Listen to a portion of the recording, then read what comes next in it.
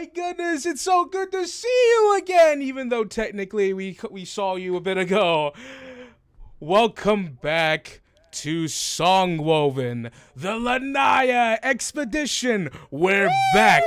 We're back, and we're live. Quickly. Ahoy, wait.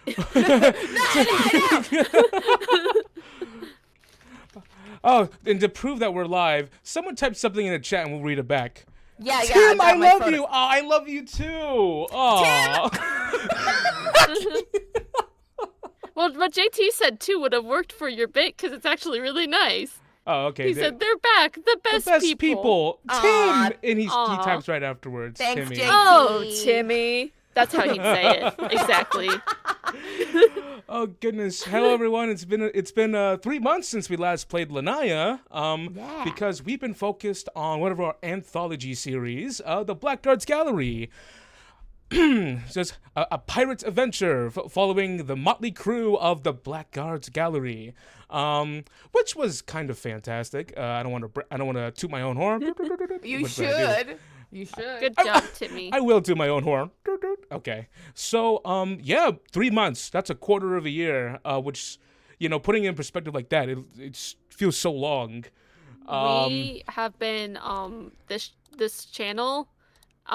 We have been able to have subscribers for 6 months now. So, Hey! just so you know, we've been streaming for like 7 months.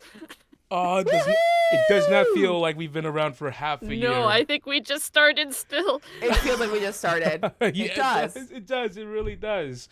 But hey, so much more to come. So much more different series. So much more TTRPGs being represented on the show, and so much more great, fun adventures. Hey, JT, ban that guy. Don't actually do that. I'm just kidding. Hi, chat. Hey, chat. Whatever. So Down with Tim. Revolution. you guys I can't miss do chat. anything. Yeah, me too. I That's miss- like probably the biggest thing I miss from pre-recording is I like chat. looking at I missed chat. chat too. I threw a throwing axe at them and I completely missed. If I had hit, you guys wouldn't be here. So yes, He's I gone missed you. mad with power. Aren't you supposed to be DMing right now? I am not DMing right No, now. Albert. Oh. So we so just a little quick announcement for us. Blackguard's Gallery, we were sponsored by Level Up Advanced 5th Edition by the people over at N Publishing. And we adored the system so much that we decided to convert our very own home campaign of the Lanya expedition on over. Now, I know change is really like it's nerve-wracking and things like that, but I assure you, we all assure you that Level Up A5e is very familiar enough with some very new and very exciting things that we can't wait to show you. We just got buffed, basically. We got real buffed. Yeah, they got super buffed. But that's completely okay because those bullywugs are also gonna be super swole if you ever fight them. But so you don't have to worry. A lot of things in A5e are in a very familiar language as 5th edition, but there will be some new little tidbits and additions that I think was not too much of a leap to know what we're talking about when it comes up. So we're really I think if excited. we didn't tell anyone, no one would notice the difference. I was gonna say the characters are still very much the same. Yeah, it's just gonna be like maneuvers and and someone is gonna be like, "What's a culture check?" Right. So yeah, that's about it. That's about it here. Super excited to be going back into this grand adventure with our dear Cecilia and Jean-Claude. Jean-Claude. Who are they? Wow. Who are these people? Who plays who again? Good question. I am Jenny Sherrard, and I play Cecilia Idlewind. And I am Emma Masco, and I play Jean-Claude Boucheron. And Timmy, what's your new bit? And what's your new bit? Hey guys, hey everyone. I play the LW, the Lore Weaver. The our labor. Hi, Dragmire. Hi, Dragmire. Dragmire! Hi! Oh my gosh! But yeah, we were gonna do an actual like recap of like the main story because it's been so long. And we need a reminder. Yeah, what happened this game, guys? Can you guys tell me? Am I supposed Who to are know? we? I can talk about Cecilia if that'll help. And I can talk about myself. So, Cecilia Idlewind is an 18-year-old girl from a small village who lived with her father and her older sister, Delmira, who is an adventurer, like a chosen one of their goddess of the moon.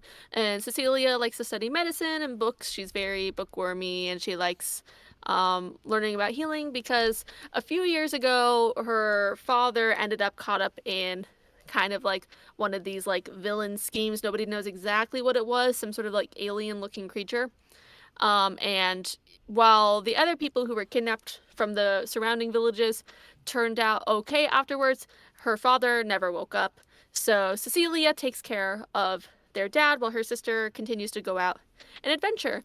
And so her sister returned home in the first episode of the game after like 6-7 months. I don't remember how long. A long time. That long. Yeah, it's a long time. And she returns home, and only to find out the next day when an old man injured rides into town with this box that she will have to go take this box to the other end of the continent to Onderoth in the Silurian Empire, because this box holds fragments of the moon in it that have fallen down to Earth.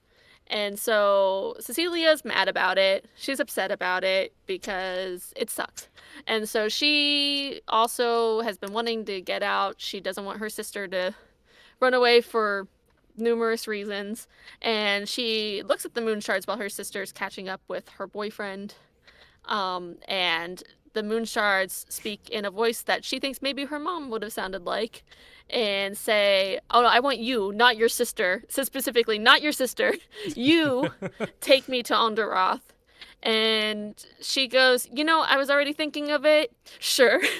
And so she gives her sister something to help her sleep more, steals her stuff, and runs away. As where she meets. I just love that. No, she steals her shit and then she's off. Just, she's such a good sister. Helps her sleep, and then And runs then away. knocks her out, yeah. Where she meets. A scarecrow. Hello, I'm gonna get the scarecrow's backstory now. I'm kidding. Ooh. Oh, that was truly terrifying. That was episode 2, or was it 1? Was it 2? Episode 1. One It's just was a scarecrow. Long. The very end of the episode, the scarecrow. Yeah, so Cecilia on her journey, she begins her journey. She gets cornered by this animated scarecrow that attempts to drown her, which was terrifying for the players. Who she didn't know who would be joining her journey was Jean-Claude Boucheron, a middle-aged furbolg man who is a herald in A5e, who secretly was a time traveler. He is from about, I think we said, was it 100 years ago? How long ago was it, Tim? Ugh. It was from... Remember things. I think it was We were 200. It was a really long time ago. So it's it was probably in my notes. It was from a certain period backwards. He time traveled because his little niece Sylvie was kidnapped by a fey creature, and this fey creature was known to kidnap. Why do you have my resume, Tim? What's the matter? You printed it out. What happened? Hold on. Did you guys see Tim find I saw it. I just looked up and saw Emma Romasco. Tim. It's just notes. I saw you flip the page. What are you talking about? I'm gonna go to Pennsylvania and burn my resume from you. I'll have you know. I also have a page with the audio files on your website. Did Yeah. For her whole website? Why did you It make my doesn't work website? when I press it.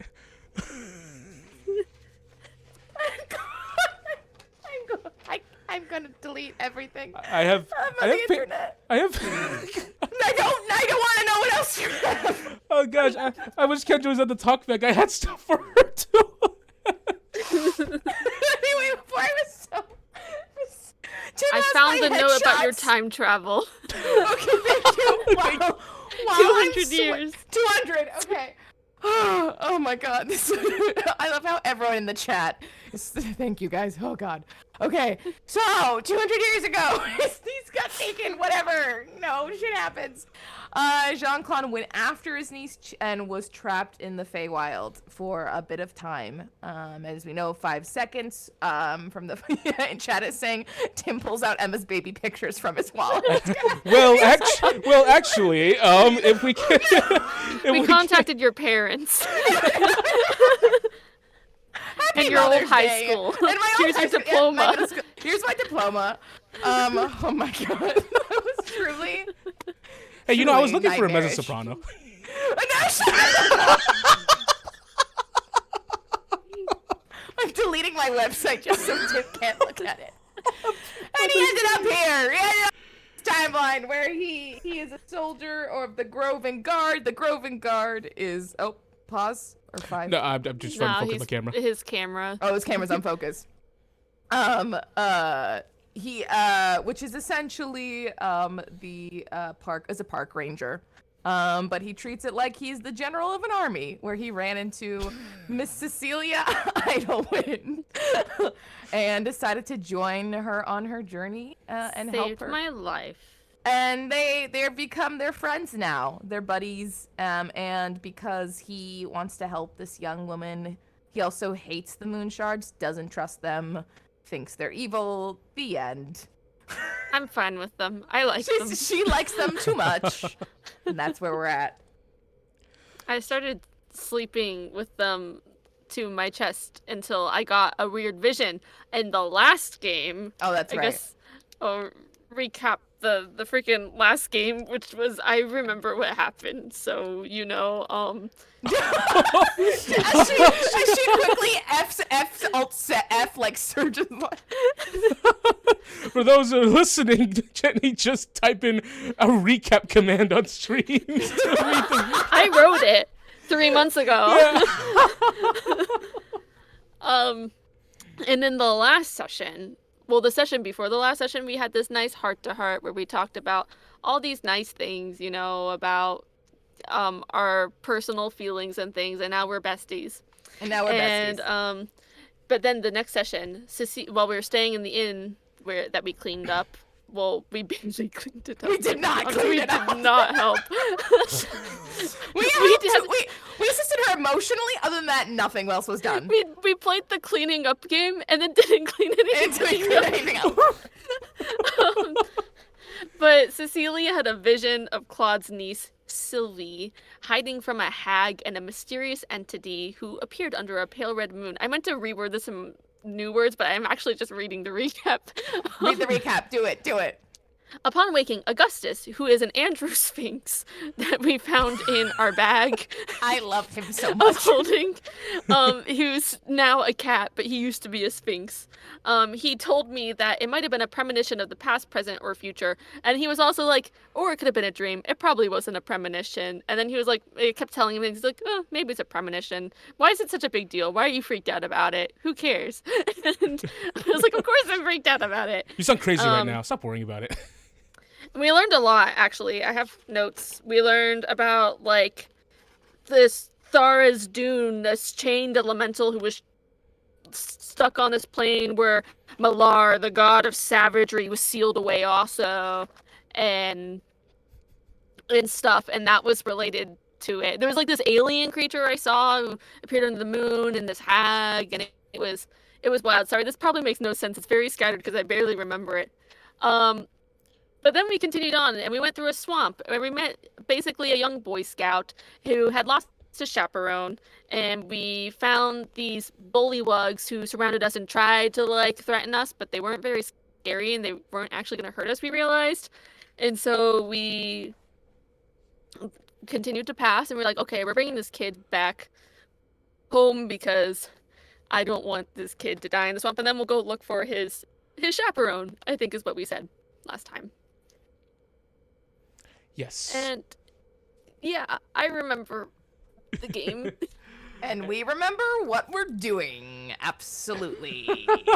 We left off midday. That's the best time to leave off for 3 months, right? Oh goodness. We just picked up a game like a day ago. We left off like 2 years. So hey, we're in the business of getting dropped in the middle of a mental desert and trying to figure out where to go. Oh, Dragmire Draws asked, so Jean-Claude isn't a paladin anymore. So we're playing Level Up Advanced 5th Edition now. And they changed the name of Paladin to Herald there. So it's like the same idea and everything, but it's reflavored. I was gonna say it's all basically, A5e is really it is the foundation of 5e. So I still have divine sense, I still have all of these things. But what's really cool is that I get more knickknackies, like you get more things and more specific, which will show you we play through. We get more specific. We love is like combat maneuvers, which is basically like for fighters, it's the more melee range stuff gives you more flavor than just like I shoot my arrow. You have like so many different ways you can shoot an arrow now. Yeah, and I think our title of the stream still accidentally says D&D 5e, unless it didn't update on my end, but which we'll just have to fix next time. But yeah, it's exciting. Like monks, for example, too, are also name changed. The monks are like adepts. Yep. They're new they're very cool. classes, which for our Marshall we played for was a captain in our Blackguards game. There's a lot of new cool stuff that just builds on kind of what we already had crafted. Yeah, adepts with an A. ADAPTS. Yes. Like they focus on like honing their body and stuff rather than having to necessarily be from a monastery. They could be, but they don't have to be, and I really like that. Yeah. So do I sound staticky to you, Timmy? Because Ichi said I said staticky. You sound staticky to me too. Yeah. Darn it. Well, today's episode of We're Doing Our Best. Oh goodness. I'm this is nostalgic. I miss the I miss the technical problems. If you guys can give me 1 second, I have to run and say something real quick to someone. Oh no. Man. Okay. Well, I've had this problem in the past. So if it's not fixed for me crackly. turning that off and on, what I have to do is I have to completely reset my Discord. So I will be back to. So guess who's gonna host the stream now, guys? The overlay is gonna be completely messed up, by the way, when I leave, because it's gonna like line you up weird. So you'll hear my voice. And Emma Solo says, "And take control." If you screen share something, it'll actually go to be correct. So you can do the Emma show. Oh damn it! I'll be right back. Okay, goodbye. I was gonna do the Emma show. Oh no! Jenny had to restart. You're both people now. Oh no! This is not good. There is no face. It's just both your arms. I know. I'm watching the stream. Biblically accurate angel. Welcome. This is a preview of my next character to come. Ethereal. Many arms. I hear the yakkities. Oh, Lord Almighty. We're just waiting for Jane to turn back her computer on.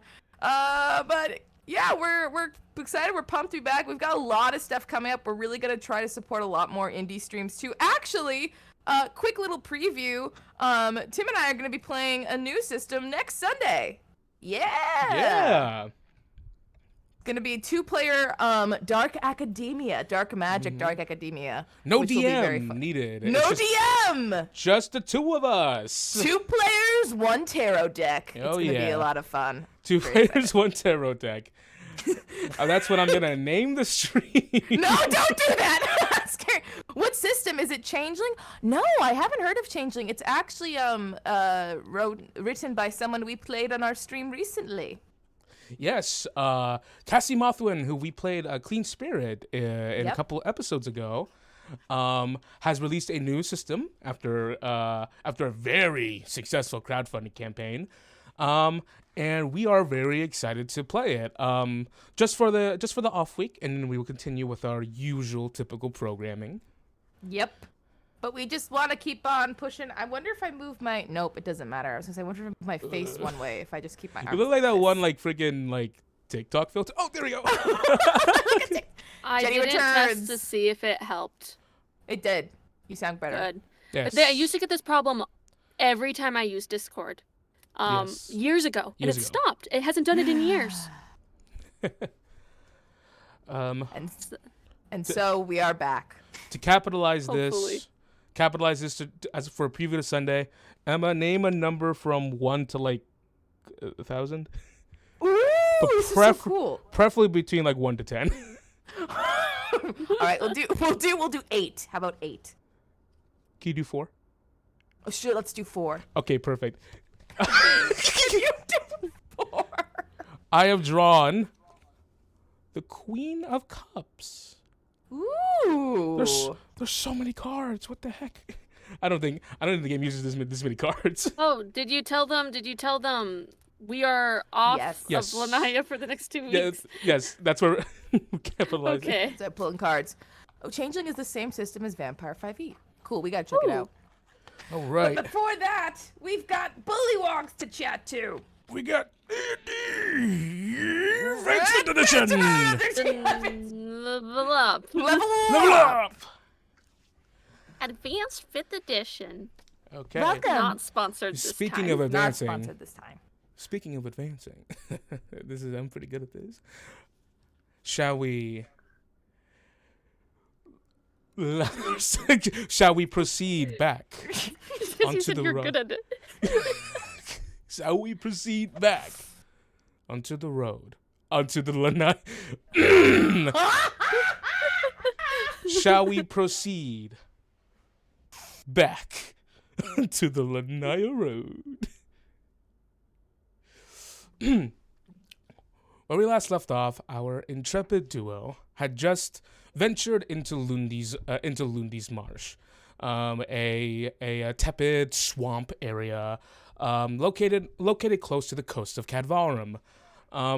It is there that these two have to travel to move past in order to continue onto their journey of on the Lanaya Road towards the city of Onderoth.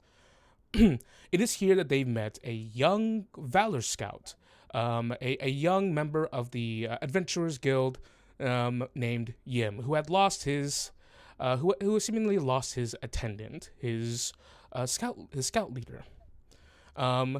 It is through this that the two decided to pick him up and to drop him off in a nearby town of Lundy's Acre.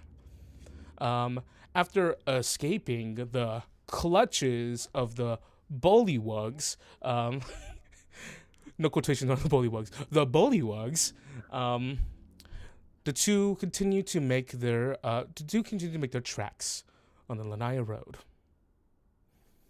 With that, shall we head back? End of stream, actually. And that's where we'll end tonight. That's our catch-up stream, everyone. We talked for 25 minutes, but it is warranted because it's the first time in a long time. I was gonna say, I think this is fair. It's very I love warranted. this. I love all the technology stuff. My cursor just completely disappeared, so You don't need that. Theater of the mind, theater of the mind. There we go.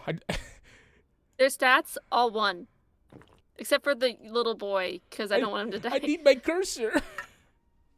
So I can see Yeah. things. I can play music. Oh, yeah. I like music. You could just go sing. Beatbox. Ba ba ba ba. So as you two ba ba ba ba travel on the ba road. Yeah, that will work really well. As you travel. I on hope the Tim rules road. all ones. Thanks, Albert. Mr. White, I will see you after class. So, Cecilia, Jean-Claude, The sun is high, and the sun is high in the morning as the early wisps of morning air is broken apart by the heat of the star that hangs in the skies above, and something that isn't a new feeling to you, perhaps, Cecilia, and maybe maybe for you, Jean Claude, it's welcome, nostalgic, or something you don't like. But it is humid in this place. Packed around you are hanging vines that just kind of like lap around like loosely around trees. Packed mud with sheens of puddles of water on top of them, and the endless sound of crickets in the distance. Frogs jumping on top of jumping on top of barely kept together blocks of mud. You're in a swamp. The books didn't make it out to be as cool as it was, and it never showed it to be cool. So this is what you're expecting, really. But there is someone who is happy on this wagon. Yim. With his little sash with a couple of buttons on there that has like illustrations of something. One of them has like a pair of hands cupped with a frog jumping out of it.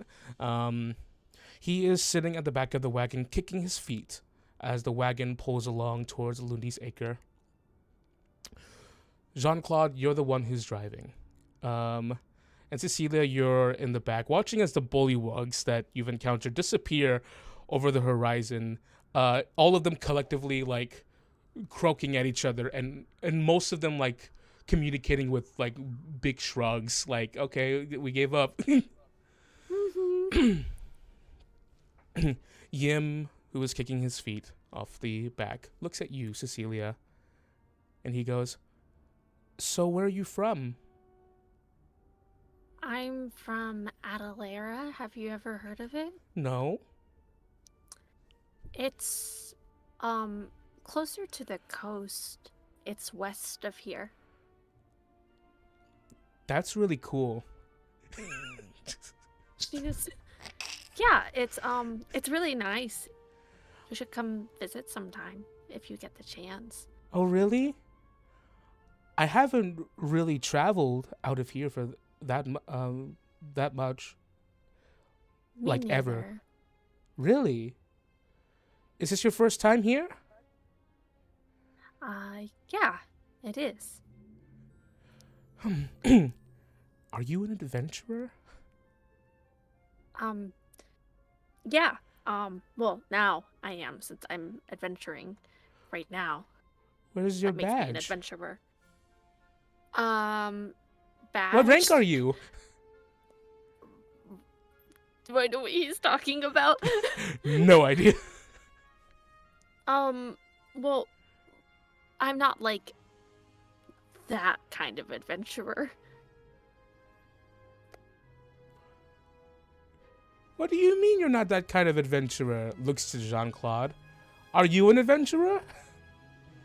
His hair that's normally like dark and curly and closer to his face, because of the humidity of the swamp, is full on poofed out. And he is looking very annoyed, very sweaty.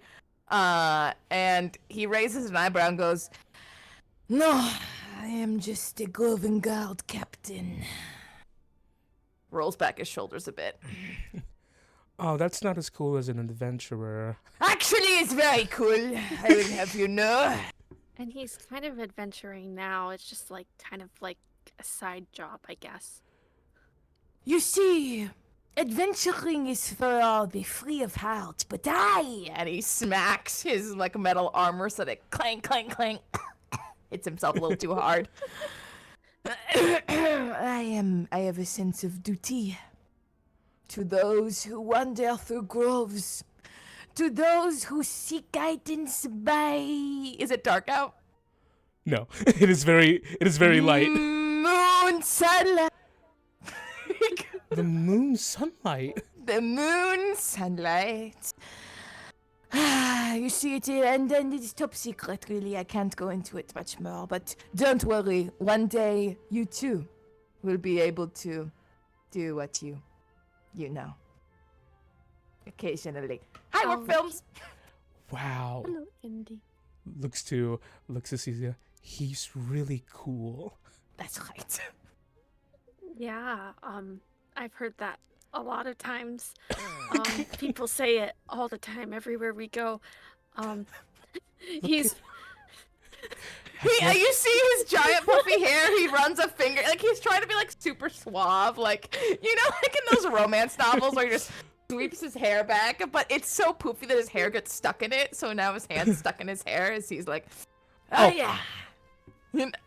Ah! Child, you are infecting me!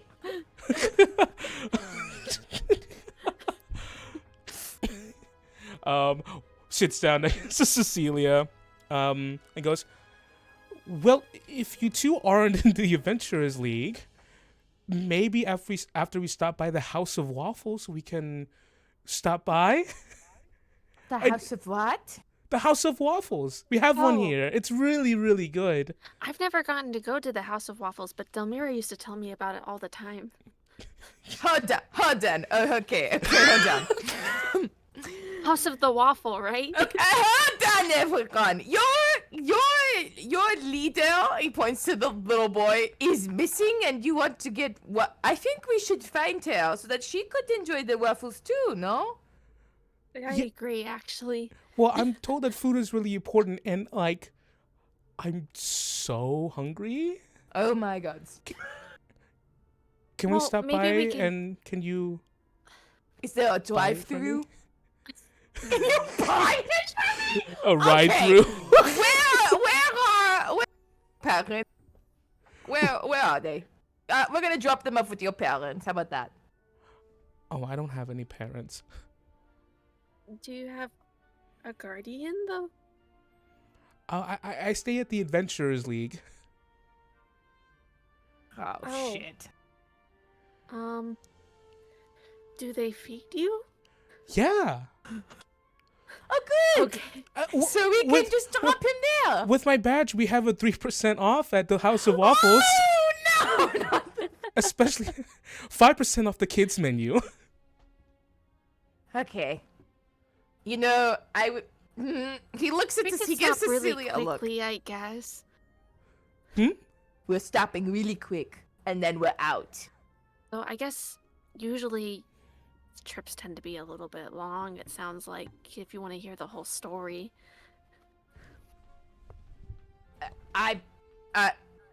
We really don't need him to be with us that much longer. You know what I mean? Like, let's go get you some waffles. Oh, I've heard We'll that just one make it really before. fast. Oh no! Well, he meant just because so that we can find your the Willa. Yes. I bet Will is. I bet Will is safe. She's probably back at home. Yeah, that's why we should check there to make sure. She's probably really worried about you. Okay. The So waffles are tell really me- good. Okay, You can go great. through Where? first. Where am I going? Where? Point me to where the House of Waffles. Where? Oh, okay. You're gonna go that way, pointing like the road that is just straight going forward. Eye starts to twitch ever so slightly, but manages to keep himself composed. Can I touch your Okay. ears? What? Can I touch your ears? You see the slowest head turn as Jean-Claude locks eyes with this child. No. You cannot just touch someone's ears. It was polite of you to ask, though, at least. Sometimes kids just touch without asking, and that's really rude. That is true. Thank you for asking. Know who you Walks. can touch? Reaches into the bag of holding and pulls out Augustus.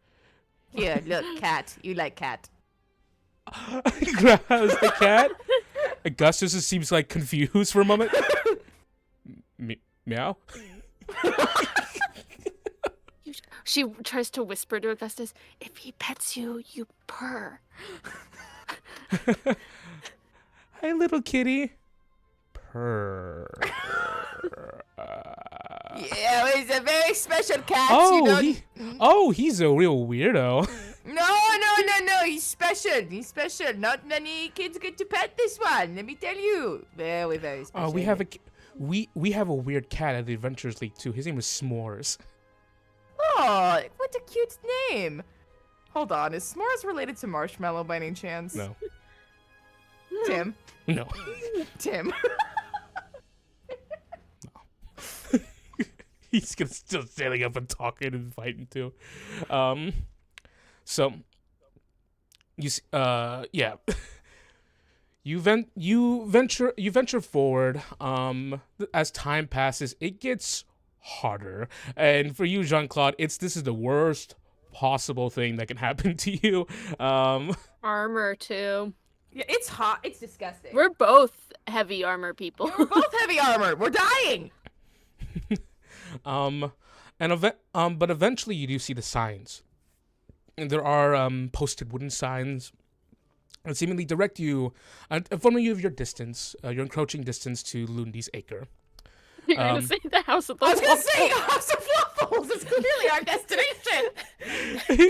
it's at the House of Waffles, which is a chain, is located. Yeah, I would catch Jean-Claude up a bit too. Delmira used to stop at them all the time because there's a lot along the Lanya Road.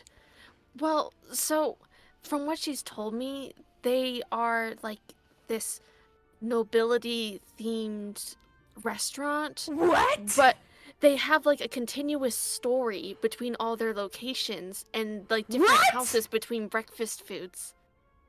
It's like apparently Delmira says it's actually like kind of dark sometimes. Like there's been big twists sometimes. What the fuck? Hold on. There are stories connected to the waffles, connected to the what?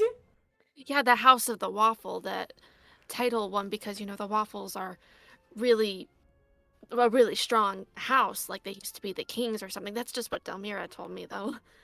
Oh, God. Well, last time we interacted with someone that was named after breakfast food, it was the Crazy Druids, and honestly, I'm a bit still scared from that. So, what were they called again? Something maple syrup? Maple fritters? The maple fritters? Yeah, those ones. That happened yesterday, didn't it? Man! Time flies. Yes? What? To what? Oh, there are crazy druids, and they were named the maple syrups, and what was that? It's top secret, kid. Don't worry. We're speaking in code. We have a top secret mission, and so all the things we say are really secret, and you won't understand. Nope. And you can't tell anyone. No. Can I tell S'mores? We have to meet him first. Your cat? No, we've been, as I mentioned, druids. Let's meet S'mores first. Yeah, let's vet him. You hear that, Augustus? You gotta keep this top secret.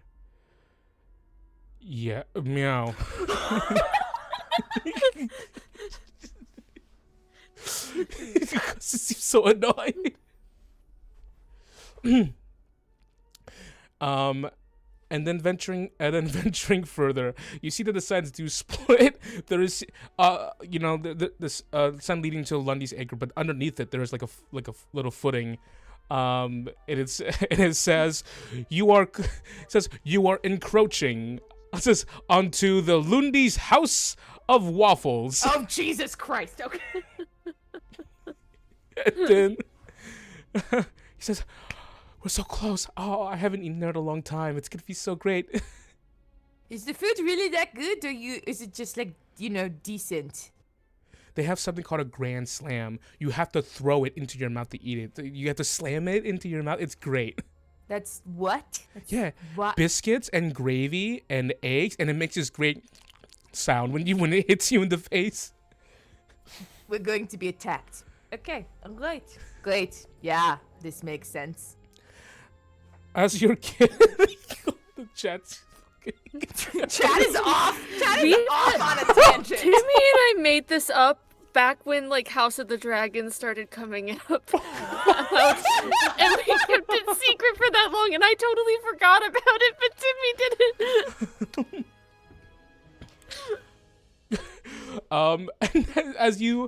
And as you make your way to the House of Waffles, by the way, JT put the initials in there, HOW. That's House of Waffles.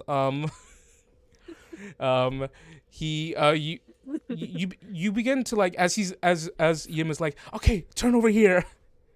And as you turn and you see the clearing, you see the remnants of a burned down building. Completely, utterly scorched. And you see a man there, blonde hair, in armor. He very square chin. A very handsome man. Played by Nico. Just standing like in the rubble, and he seemingly has like a fire going, like a campfire going, and he's just sitting there. But yeah, there's just complete like ruin here. There's like scorch marks, just black everywhere.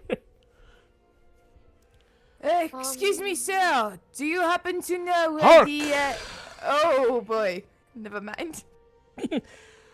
Says, come hither yonder thee. Jean-Claude hates this place. You can't even get through it. Jean-Claude hates this place. I hate this place. Come hither, but be warned. Says, a dragon attacked here recently. Says, a fierce, ferocious dragon made of grease. Says, but do not cast water upon it, that only angers the dragon.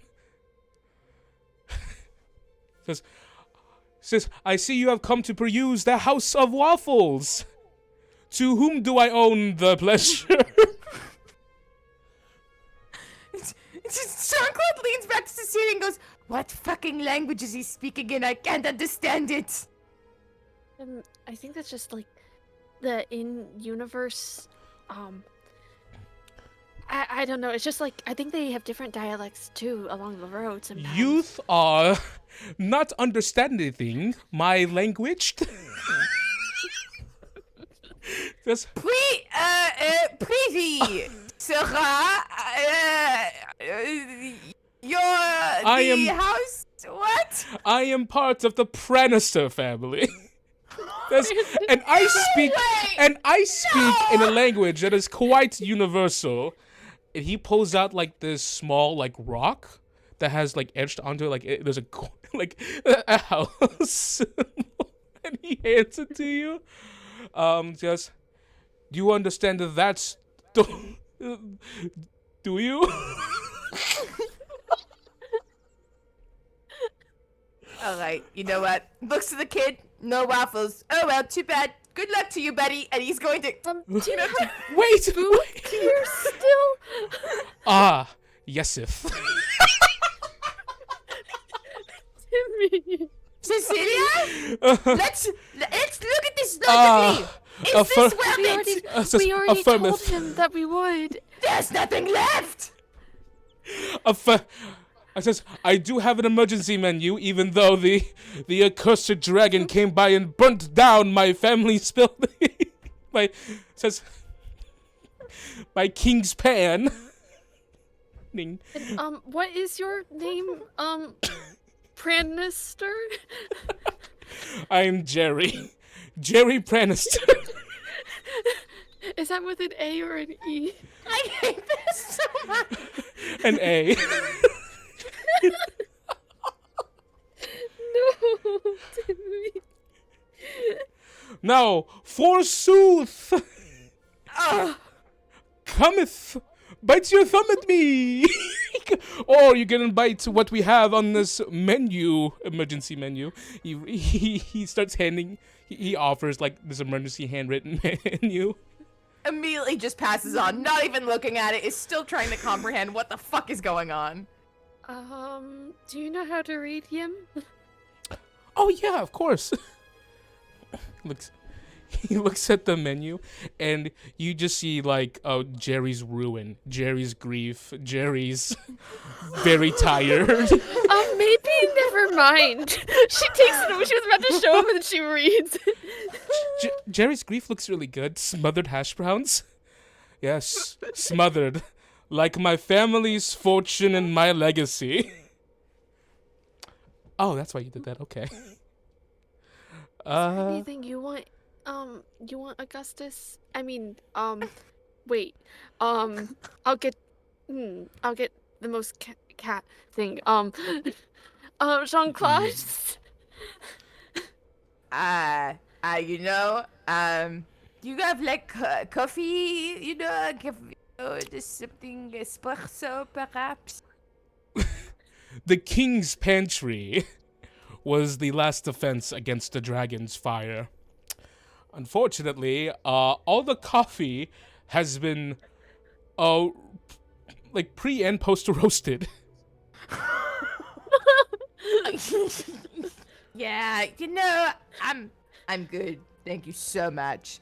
Maybe there's another. No, thank you. I'm all set. Thank By the way, if youth trioth number of threes ever stumble upon another noble house, even if it is mine enemy, can you please tell them to send emergency funds to Lundy's House of Waffles? Because a dragon attacked it. And where did the dragon go? Why did the dragon attack? Let's get some more details about that. Oh, dragons are ferocious, wild beasts. If. Who knows? I heard that there was a queen from far away. Okay. Great. Okay, who Wait, was the controls the dragon the dragons? Was the dragon the queen? Says, no, the queen. The queen of citrus, the second of her name, the first of her line. Fucking shit. You see that he's actually like struggling to remember as well. The breaker of chains restaurants. Okay, all right, that's enough. Okay, pay him and we're done. Pay him and let's go. Come on. Yeah, we'll take the Jerry's grief. Please. Oh, okay. The food.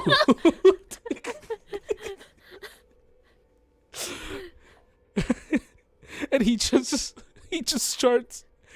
He starts cooking, and he just goes, "It's going to take a little while. I am How still long? regaining my composure after the dragon attacketh my hometh. My only way of making minimum wages." How long? 20, 25. No. Yeah, is there anything you can give us just to feed the kid? It doesn't have to be the full meal or something. Says a patron of the king's pantry, looking towards looking towards Yim, and Yim goes, "Robert, this hasn't been going well for you, has it?" And he goes, "You know, I never really cared for the people of King's Pantry." Wait, his real name is Robert? Jean-Claude clocks and goes, "Okay, listen, Robert, let me level with you. But okay? I am Jerry Pranister of House We won't tell Pranister. anyone. Listen, you are not getting paid enough. You're not even getting minimum wage. The tips are cutting it. Come with us. We'll find you something better. The manager didn't come back yet. I need to kind of stick around and watch the place. There's nothing left. Yeah, po- what is there he to watch? He points at the campfire that has like cooking implements on it. Like this is where he's cooking the food, like a little sack of potatoes, because everything on the menu has been potato based, like the hash browns and stuff. Oh no. Okay, buddy. Here's the thing. You know, you could have, if you want to start anew, you could have, vanished or run away from the dragon fight. You could Jerry have Pennister died. does not vanish. In fact, that dragon, I will be coming after that dragon's heart with mine sword. Did you burn down the place? Did you leave the stove on or something? The dragon did it. Are Oh you my in god, bed? you did it! The dragon. Oh, It was a dragon. buddy! The wings darkened the sky. Do you have a lawyer? Do you? No, I should, but I think you need one more than I. But he's the captain of the Groven Guard, so I don't know if that helps. There's no Yeah, proof we don't here. need lawyers It's all and, swamp. lost enforcement. Who needs that? It was a terrible grease dragon. Okay, alright. Well, Born of the lament of swine, of pigs. was it bacon? You burned the bacon and it burned down the place? Wow. Yeah, that's rough, buddy. That's rough. He's gonna take this out of my pay. I know. I'm sorry. Why don't you just quit and leave? Start anew. Here, and I give him 10 platinum. Oh, Jesus, Cecilia! Wait, your gun is almost gonna lunge. She's just pulling money out of her bag. You can... Does that help? Augustus stands. What you offer it? His eyes kind of like wide open. He goes, "You are very noble indeed." Nope. Says, No, we a just predator. found it. A predator always has a debt, and you are helping What? me pay that very Always well. has a debt. Isn't it returns a debt? Why do you always have a debt? Everything burned down, so now we've accumulated an unforgettable debt. Robert, my man, there are so many other creative endeavors you can pursue. But this is for you, not for the restaurant, okay? He This is for looking- you. Yeah, he is looking at housing, food, and he takes it. Okay. I think, okay, we're done, yes? Looks to the people in the wagon. You guys can have everything. No, we just need to go. Thank you. Good luck to you, Robert. Planister, Lord Planister, whatever. Robert. Robert, yeah. Robert, good luck to you. Quickest way to where do you live again? Adventurers Guild? Where did you? Looks at the little boy. Oh, you're gonna wanna go this way, even though I am a little hungry. Okay, do you have like a potato he can eat? Yeah, potatoes are good. Oh yeah, I got Just a raw one? Oh yeah, I got a straight up raw potato. Great. Well, That's some of what them he are can have. cooked, right? He could eat a cooked potato, right? Raw is fine too. He's got to learn, Cecilia. He's got to Well, I think I do have to charge you. Let me just kind of What the look at fuck? the You menu. just got 10 platinum! You're right. Okay. You just got 10 platinum! Yeah, thank you! Are you sure you guys can't spare like 1 copper? Okay, wait, no, done! I can. It's not a big deal. Cecilia! No, John Connor's gonna flat out put his arm in front of her. It's my money. Cecilia, I know it's No, your it's money. Still Cecilia. Lyra's money, but Oh, wow! Okay, that's... Cecilia, we can't be throwing cash around like this. why not? Because we're fucking wanted in 2 other states and they will be noticeable. Wait, how does that have to do with the? We can't trust Robert. Oh, wait, why? I've eaten nothing but ramen for the past 2 years. Okay, never mind. I give him one more copper. Yeah, it's for fine. I the- don't for have- the potato. I don't have It's the fine. nutrients to fight. Okay, fine. I give him a gold. I give him a This is the most money you guys have ever spent. Robert takes it. He goes, "Hey guys, thank you so much. I've been really struggling these past few years, and It's okay. I've been really trying to kind of like get by, but ever since like." Like I lived in like an entire complex in the Lundy's Acre, and it just the whole thing burned down. It was terrible. Wait, that burnt down too? Yeah. Did you do Was that as also your well? fault? I noticed that you're wearing like some kind of. Are you like? Do you work with the guards? Great change of subject. I do work at the Groven Guards. If you'd like to file a complaint, I will send that, and we should probably move. No, it's Get fine. going. There's still an No? investigation. So yeah, you Oh go ahead. wow! It's an Thank open investigation. Okay. Yeah, don't worry about it. Thank you. Okay. Thank you all so much. Do you need I had to give my a cat away. ride? Hmm? You had to give your cat away? Yeah. What was your cat's name? S'mores. S'mores. I looked to the little boy. You took his fucking cat.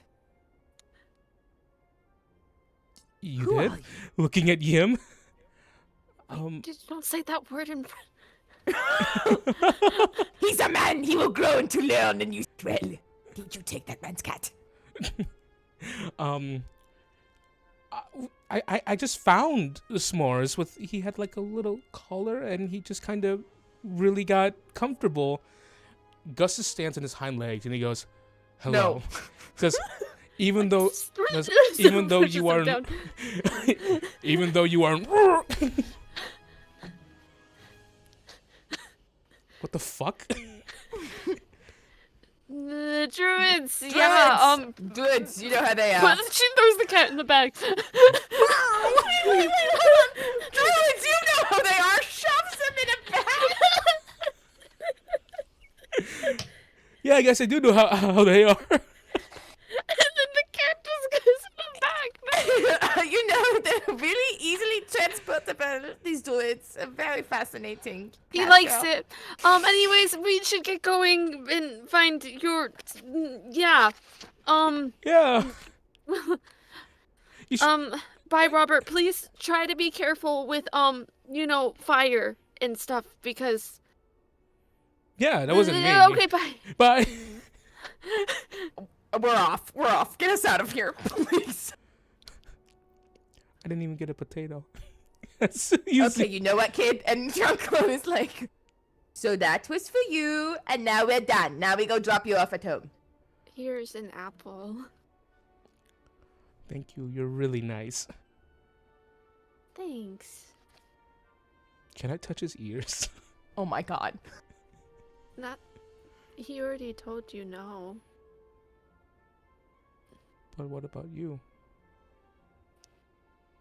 You want to touch my ears? Can you touch his ears?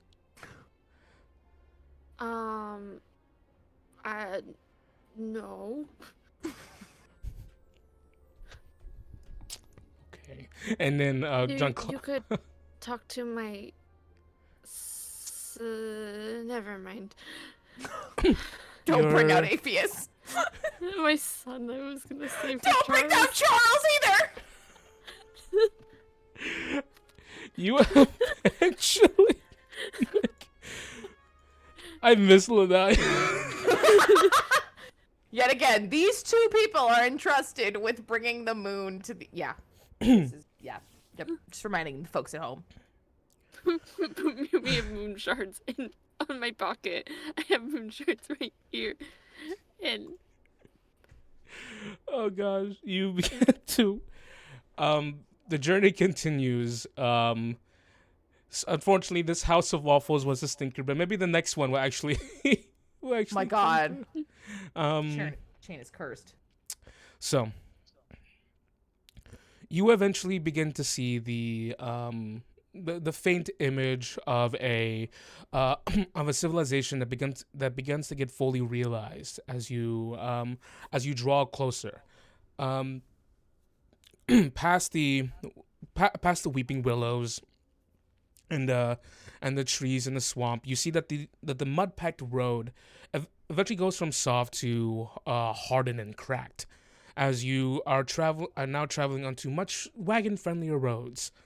Seeing ahead of you, a large town built on a rolling, a steep, ever increasing hill. Straw roofs, cone shaped houses, and that are neatly packed together. You see, as you draw closer, you can finally read what's on the very old, seemingly like very scratched up and cracked sign: Lundy's Acre. Let me see. I think this is this. I haven't seen this playlist in a while. I had a Lundy song. Oh, it's some gentle acoustic. Okay, I think that's the one. I feel like I'm back at my acting job from last year. I was gonna say like On the is it a train. little like Southern Town? Mm-hmm. It is. I miss Nolans sometimes. Nolans. I grew up in the South. So, immediately as you draw in, this is a town unlike anything you guys have seen. It's a tightly like packed town. Mud, like there's muck everywhere, but there's a semblance of like organization of buildings here. And especially as you come in, you see that this town is mostly you see humans and halflings, and it is marked by a high degree of friendliness, because like almost everyone you see, who you trade eye contact with, gives you a gentle, friendly wave. And a lot of them sees Yim, goes, "Hello there, Yim," and he addresses everybody. He addresses everybody named, "Hey, Adrian," and you get the sense this is a very tightly knit community, small but mighty. But you eventually begin to follow Yim's direction. Having to actually like maneuver your wagon onto like logs, like placed logs that can carry you up, that carry you up the muddy hills. Until eventually, you see a building that seems a little out of place, where everything is kind of like hand packed, like homemade sort of like buildings with straw and stuff. This one is I bit my tongue. Fuck. This one is a like a full-on like 3-tiered building of like modern sort of like architecture, brick and like long windows. This is the biggest building. I bit my tongue. Fuck. This is the buildest of the builders.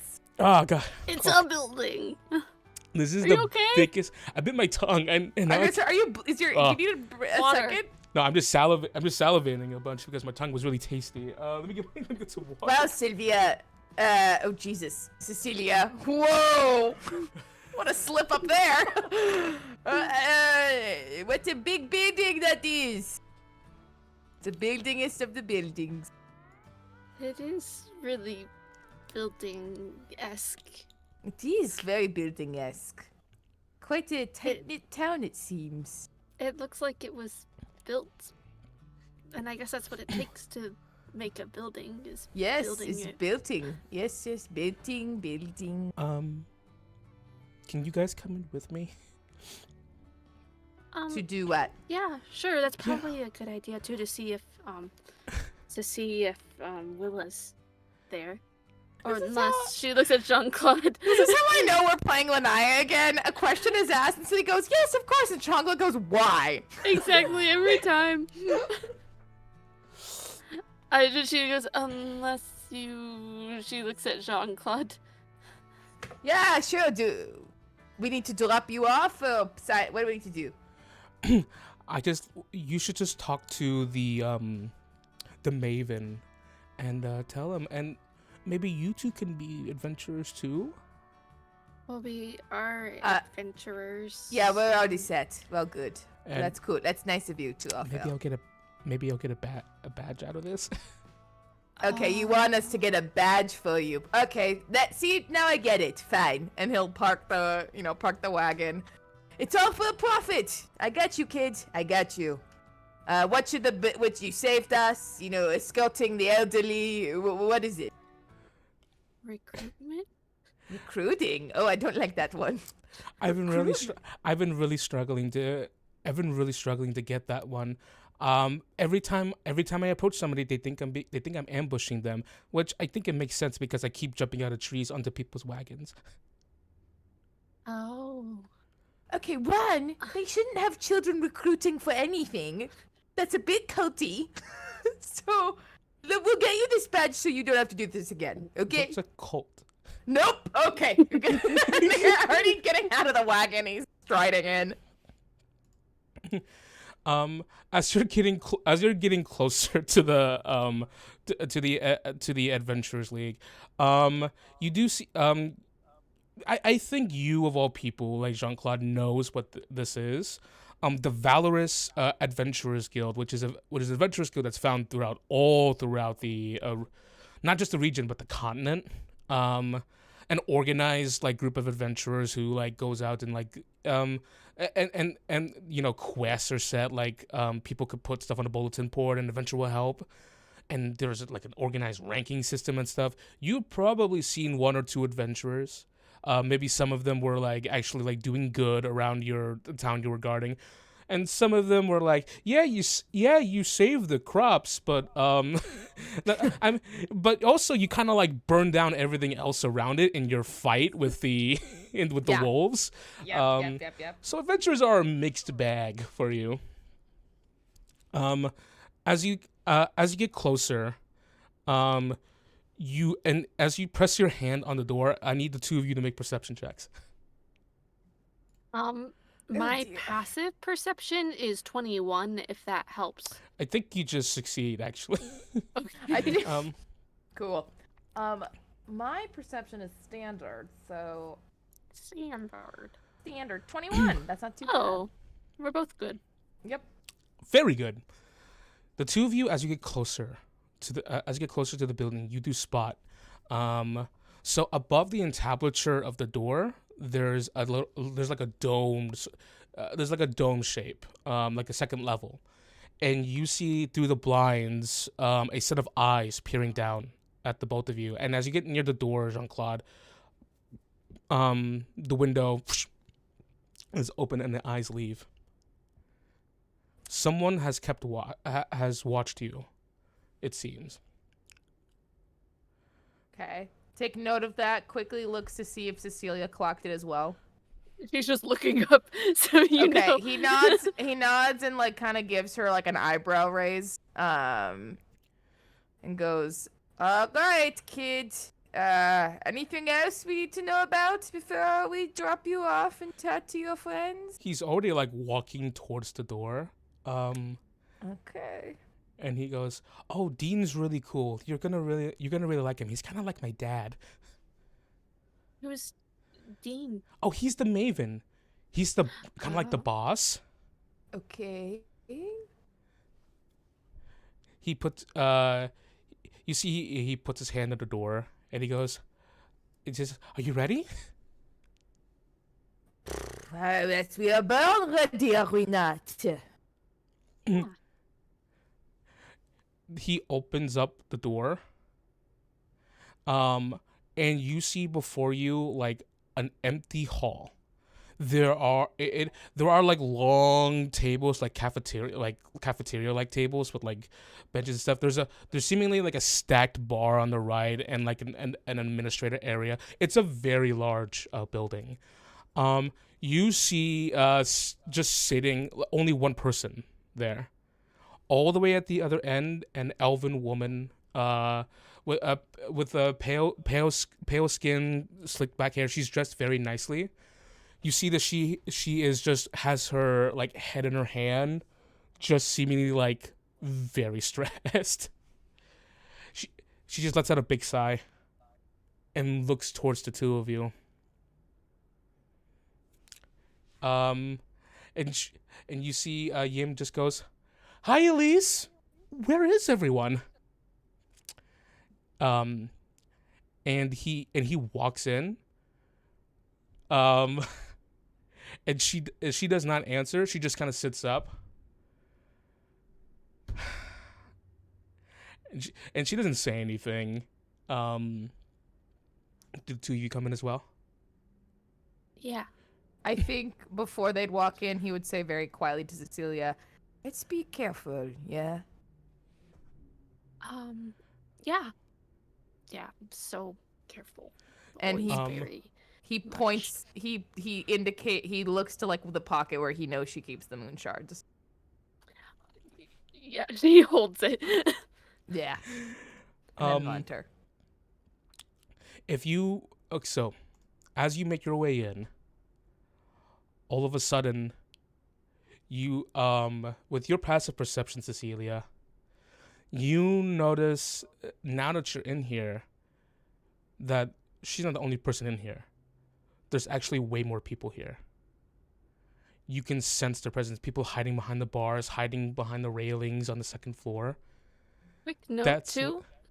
Go Oh, ahead. sorry. Go ahead.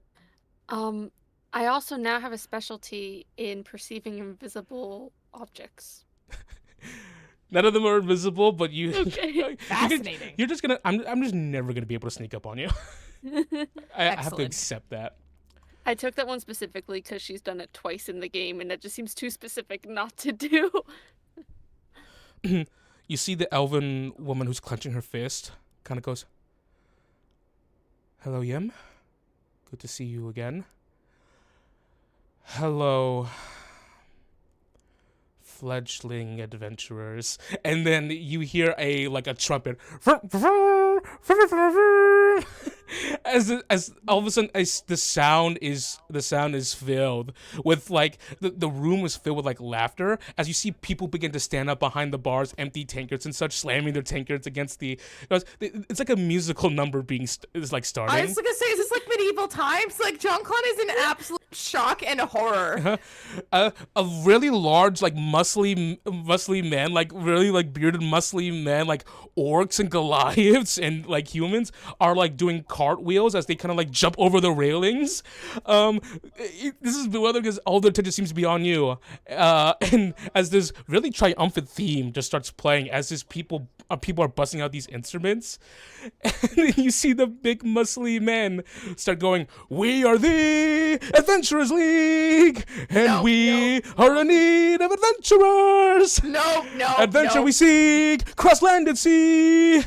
Won't you come and join us?" And the one in the front, this very large human man with a blonde really curled up mustache, unfurls a recruitment sheet in front of you two. That's where we're gonna go on break. Wow. What? We're gonna go on break? Get us out of here! You need to get indoctrinated into the Do we have to? Do we have to do this? Is this a cult? Is this a cult? We are the Adventurers League. We are in need of adventurers. I don't want anything to do with these people.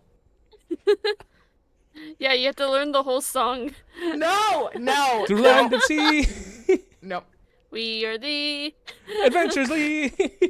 Oh my god. So we're really going on break? Yeah, Oh we're god. gonna go on break. break time.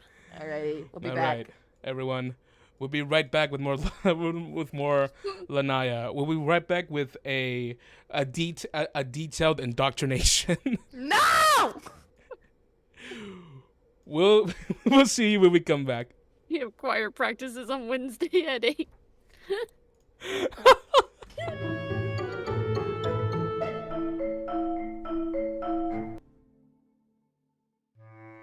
Hello, everyone, and welcome back.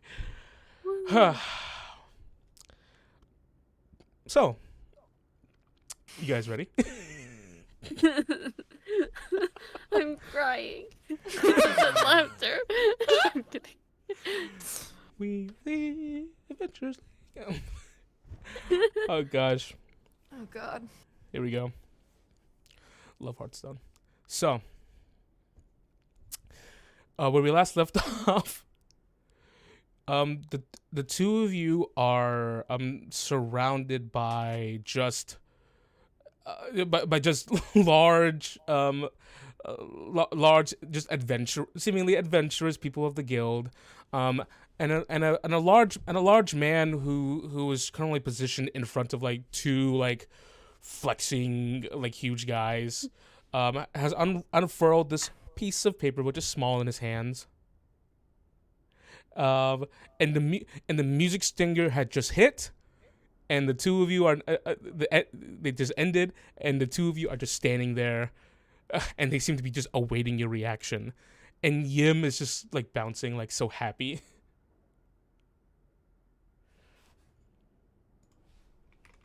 Wow. You all did a really good job. I wasn't expecting that. Wow. Are you gonna join? There's a lot of benefits. He starts unfurling the paper, like really trying to roll it out. And you see Elise goes, "Okay, everyone, break it up." That's enough. You don't have to do that. You don't have to do that to everyone who steps into the guild. And then you see people just kind of like pushing chairs back. They're like cleaning up, but the man in front of you is just like still like holding out the paper. He goes, he just goes, sorry if you guys were already a part of something. It's just I didn't see any badges, and you two, like, no offense, you look like fledgling adventurers. You have the faces of one. Well, we've been kind of adventuring, so Fledgling. Yeah, that's where you're gonna begin. Badge. And you see that John Claude's face has been slackjaw, like utter horror for the entirety of the dance number. And then when he said fledgling, you see a like rage start to spark in his eye, and he goes, Can the two of you please? You see the elf woman who's just so stressed, just kind of like gestures for you to come over. He holds it back and goes, I would like to know a little bit more about your guild. Not through song and dance. He says as he like brings it very just in case. We are the No. Not through song and dance. wait, Yim, you said you needed us to sign up if you were going to get your badge? Oh, for fuck's sake. Did it work? Well, I mean, I guess it depends. Is it like, are there responsibilities and things? Oh no, you don't have to commit yourself to anything. I mean, you could just sign up and always be a fledgling forever. But you don't have to like do anything. But if you want to have like a place to stay and food and unlimited drinks at all of the bars. What? Oh yeah, You said what? That's what you get when you're a fledgling. You get unlimited drinks at all of the guilds. What kind of dude are we talking? I mean, why are you asking him? And not Immediately the- goes to the bar. So what do you have on tap? You see that you see the tiefling man who's kind of just wiping it down like super hard. He's just like, we really gotta stop these numbers. Oh yes, we got we actually have a few specialties in today. We have a couple. We have like 20-year-old mead. There's plenty of sweet stuff across the board. There is barley ale. We have a pale ale, actually, which is made out of blueberries. What? You see Jean-Claude is like slowly almost crawling onto the bar and goes, Cecilia, sign the paperwork, get it done. Wait, does it, she looks at the Elise, elvish woman.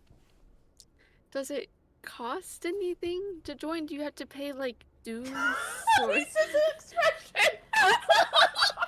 She's like, not what another one of these. I feel so bad for her.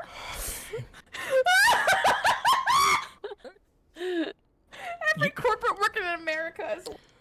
You have to carry around paperwork denoting your allegiance and your membership to the guild. It carries all of your merits with it. I'm really glad the unlimited drinks are really... The unlimited drinks works with a lot of people. You don't seem that glad about it. I'm ecstatic. Oh. All right. What's your name? My name is Cecilia Idlewind. Cecilia. She starts bringing out stacks of papers. And she's like bringing out stacks of papers, like getting like a lot of paperwork actually. You see the man who was holding out the recruitment paper says, "See there, Elise? I got 2 of them for you." And she just goes, "You speak one more word, I'm going to go to jail." Wait, so what does the guild do? I mean, I kind of like get the idea, but like what specifically? The Valorous Adventuring Guild is a guild that spans across the entire continent of Mithrin, and in some parts, Prevail. What we typically do is doing good and receiving merits for doing good for the community, slaying monsters and adventuring and answering the help of local communities and whatnot. It says, and in the name, we are valorous, so we reward bravery and songs. Is that a bad thing? No. She's so tired. Oh, here's the adventure so- song. Okay, there you go.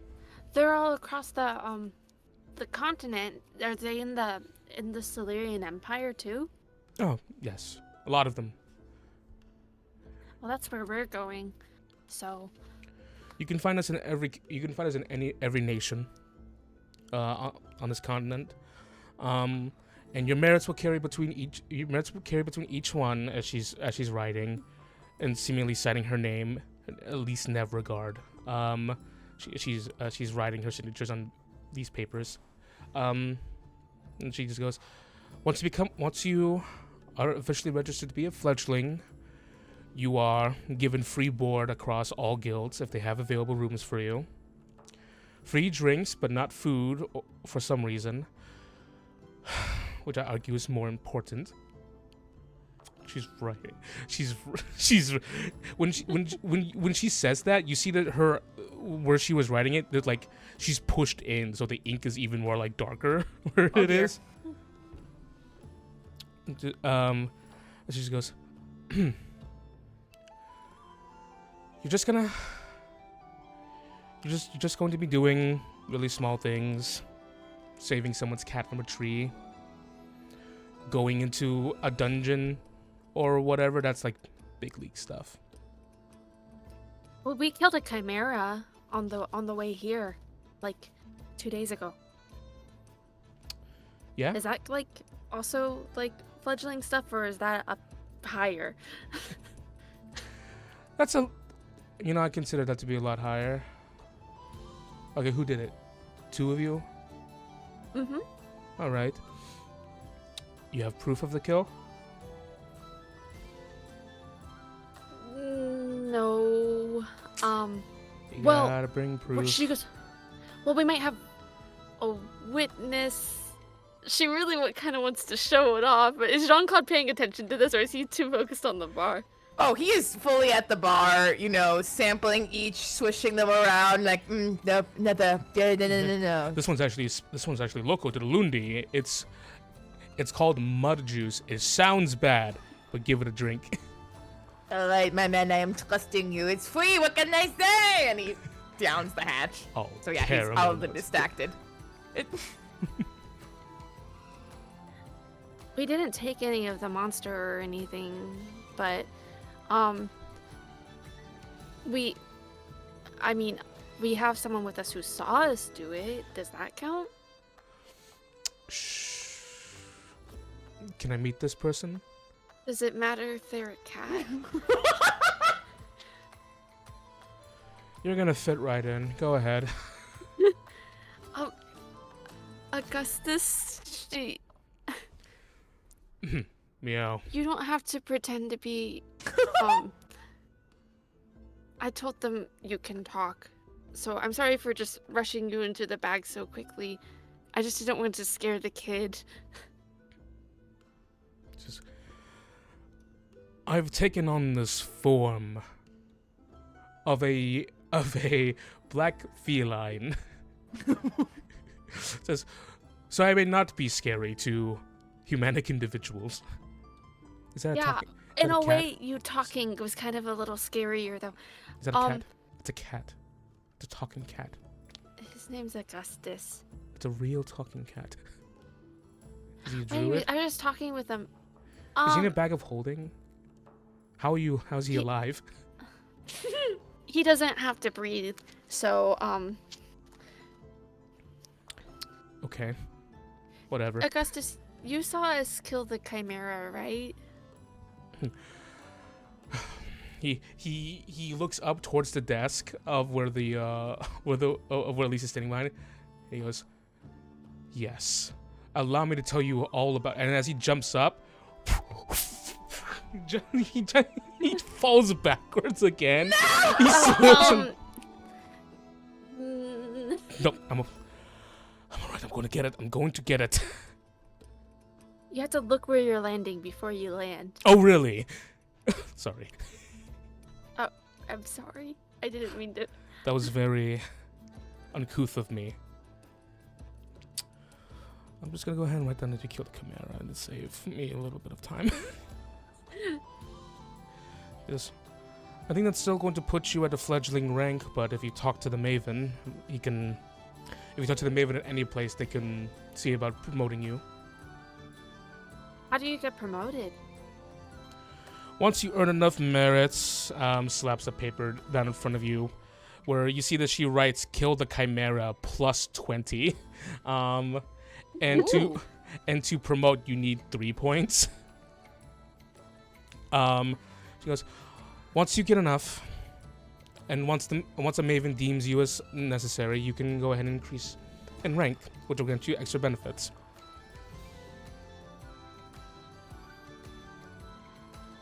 Goes, each town has different benefits for what ranking you are, but universal benefits are found at each guild. Free boarding, discounts on food, free drinks, which I still want to argue about, but no one has been answering my letters. That's really nice. I mean, not that they don't answer your letters. That's actually kind of rude. It is. But it's really nice that they just offer all that stuff for free. Yes. This looks towards Jean-Claude, who is drinking his heart out, I'm guessing. Oh yeah, getting totally trashed at the bar. He goes, in reality, anyone could come to Adventurers Guild and feast and whatnot. Because the entire initiative is for helping the local communities. So, That's really great. sign your name here. She does. Is your friend joining? I think so. Otherwise, he has to pay for those, probably. So. Sir? Jean-Claude. And so, Joe, I literally, you see this creature holding this young woman's face under the water. No and way. I come in, oh yeah, it was bad, bro. And I come in like, doom, young, Bro! I told you, It was man! really impressive. Completely impressive. Jean-Claude. and Cool. Your presence is being requested, Augustus goes. Excuse me, turns and sees Augustus out of the bag. Oh no! The cat talked! What? How I already crazy! told them. Oh, fuck's sake. Okay, and he comes Yeah, over we've with seen a his talking beer. cat before we're adventure. Okay, alright. What's up? And he's got his Are you beer. going to sign up for the guild? I signed up. Oh, okay. A quick question for you, mademoiselle, he says to the elven woman. Yeah. So, adventurers. A chaotic bunch, I'm sure. They get into trouble, occasionally it is, I'm speaking hypothetically, of course. Over my line of work, I have seen such things. Hypothetically, if adventurers were to be wanted, in other territories, within the continent, sips his beer, is there, protections in place or something? And, I'm just No. wondering. No, and are the two of you wanted? No. No. He's No, a guard, Augustus goes. actually. He's a guard, actually. Yeah, you see, I'm the first. Pretty big deal. It's just very odd that you specifically brought up a point about being wanted. Yeah, it's really weird that you brought that up. Is it Because Yes, so strange. Be- Augustus goes. because and John Clown leans I down bet with you his couldn't beer. lie. She whispers to Augustus. He does go, it is very strange. Jean Claude leans down and goes, because I am looking for fugitives here, and I wanted to see if you had any in your care. Adventurers, to me, is a term that's very close to serial criminal. But I assure you that disciplinary actions are taken here for any misdemeanor or misdemeanor causing miscreants. Are you okay? Can I get you a drink? No, I stopped. Okay. I get Why it. does everyone you ask tell you no? I think it's my vibe, as the kids say. And he turns Also, back. if she wanted a drink, it would be free because she's... I Yeah. know, but sometimes it helps to ask. I'm just saying, madame, you're a little sad. So, Oh, really? just a little. Are you going to sign up or what? Okay! Are you going to pay for those drinks? Nope! Are you going to sign up? Ah! He's scared. Says, stop screaming. I've had it enough with the screaming. Slams the paperwork. Come here. Grabs you by the front and pulls you forward. pulls you down. Pushes the pen into your hand. Sign it. He's blushing bright red and goes, you are a woman of quite strength. What do they call you in these I'm going to parts? saw you in half. Oh my god, please do. Pushes your face down. Yes, man. Signs the document and just lays there.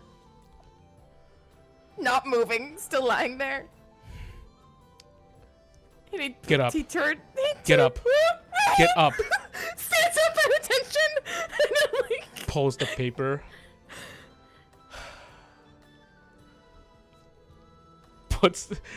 Starts filing the paperwork. And hands out small badges, literally copper pins you put on your shirt. He goes, congratulations, but the both of you are newly planted adventurers. Something about being newly planted seeds in a brave new world, whatever. You're fledglings now. Congratulations. Says, with your continued merits, you're going to make a mark on this world. Pushes the badges across the table for both of you to take. Take it. She puts it on. This is yours now. Jean-Claude's face is bright dark purple. As he, reaches down very hesitantly and brushes her hand as he takes the badge.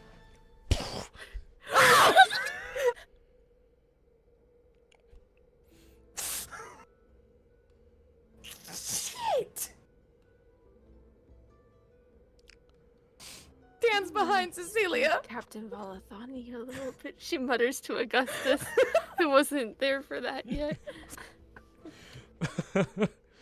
It just goes, how does someone as big as that get handled by someone much smaller than them? I am sensing enjoyment.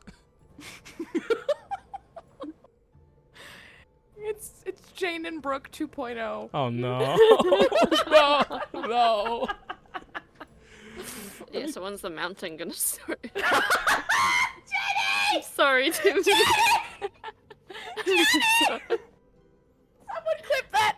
I'm gonna clip it! Every chance I get. I'm sorry, Timmy.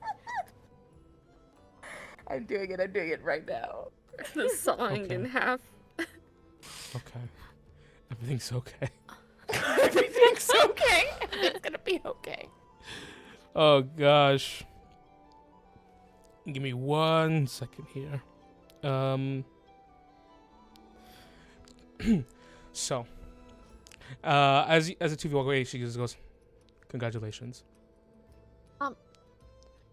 This Willa is here too, right? Normally? She actually hasn't come in a few days. Oh. So she's not back yet. She looks at Jean-Claude. A few days? How long were you separated from her, Yim? Oh yeah, a few days. A few days? Oh, I've been out there for a while. And Elise kind of like looks between the both of you and goes, "A while." She grabs paper. She grabs paper. She goes, "When was the last time you saw her?" She goes, "We were out. We were out by the It says by the bog. It says that we brought up camp there, and she said she was gonna come back quickly. She was gonna get stuff for the firewood for the campfire. And I waited for a few days, and she didn't come back. Okay. Next time, when they're gone for a few hours, you could probably go. Something probably went wrong. Got it. I'm learning.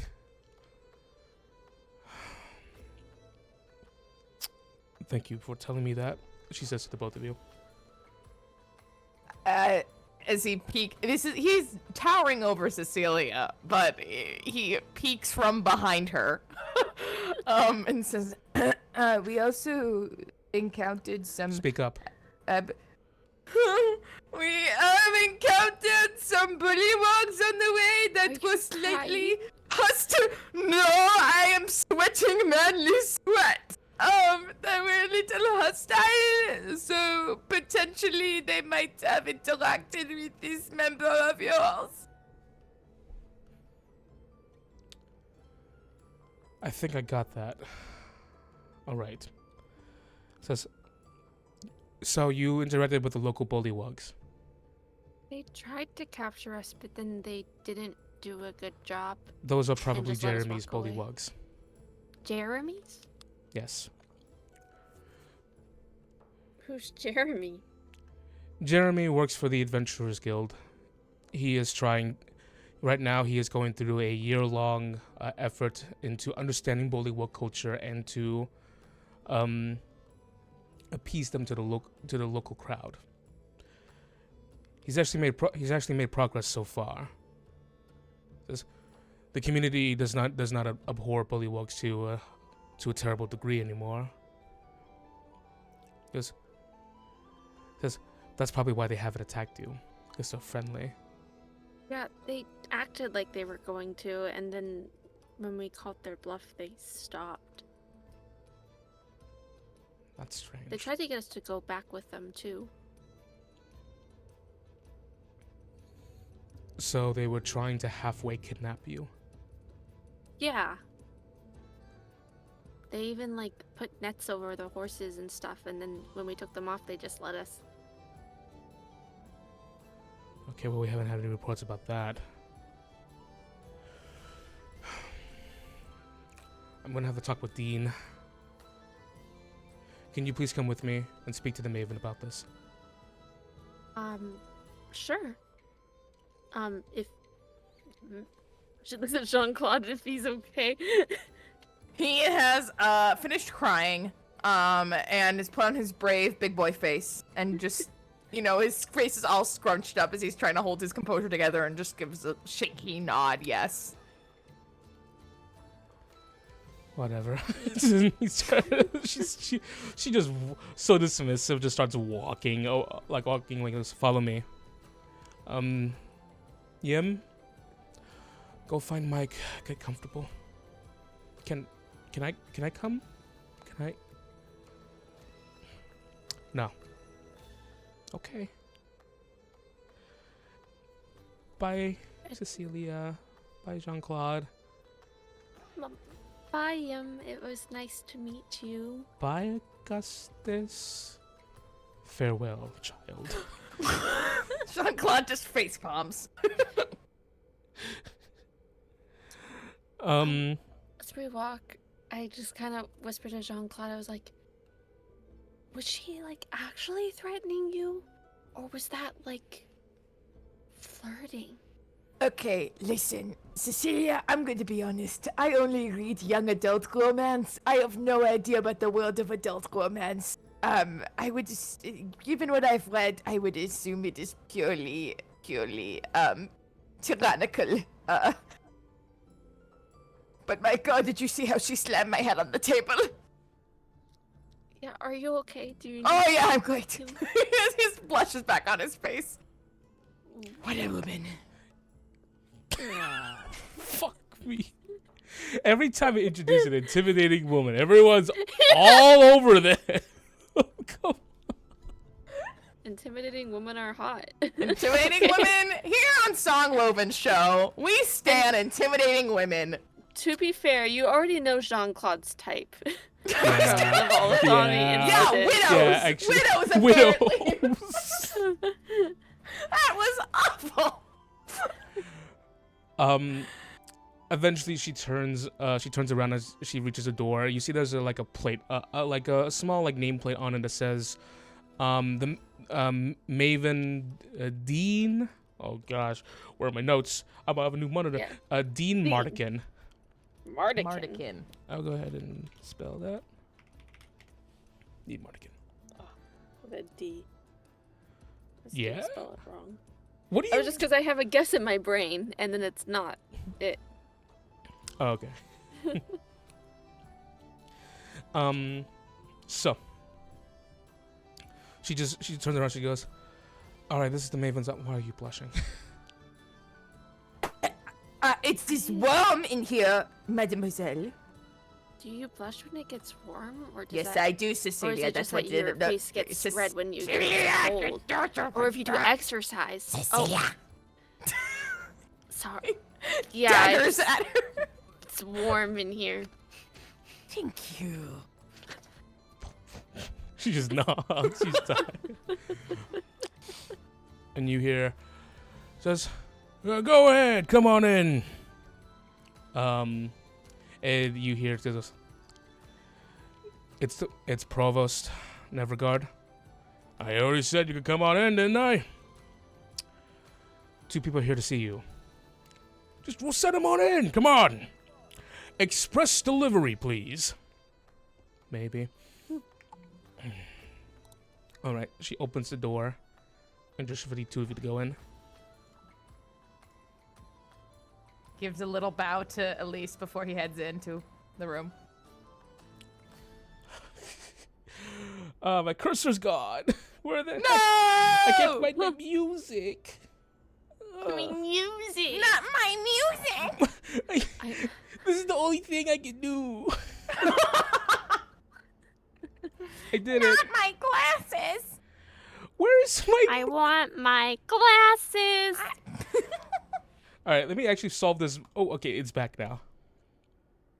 So, as the two of you walk inside of this nicely spaced office crammed with like books and notes, it's actually like hot in here, like hotter in here than outside in the tavern somehow. You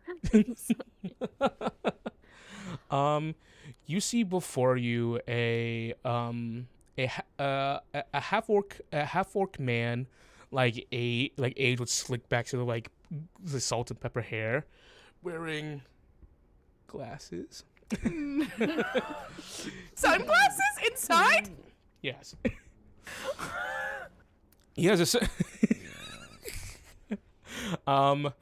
you see that he's currently stationed like behind you. As he sees you come in, this big smile kind of like comes over his face. As I can't see where the music is, so give me one second. And neither can he. I can't see shit. Where the fuck's the music? There it is. And he goes, well, if it ain't two fledgling adventurers just coming my way. And he just goes, oh wait, I'll come over there to you, don't worry. And he starts wheeling over on this wheelchair. It seems to be very nicely modified and well maintained and built. As he wheels on over, there seems to be a lot of contraptions and additions to this wheelchair. There's something to hold a crossbow of some sort. A small touchstone kind of hangs on the side of the on the chair. What you were saying? No, I'm just this is like an older version of Dennis. Dennis is gonna work sunglasses indoors when he gets older. Yes, he would. Dennis, I'm you from the future. Vivian you cares about you, but still, she will never let that happen. The thing they fight over the most. It's fashion sense. He goes, we talk about engines, but now I'm the engine that drives forward the groove.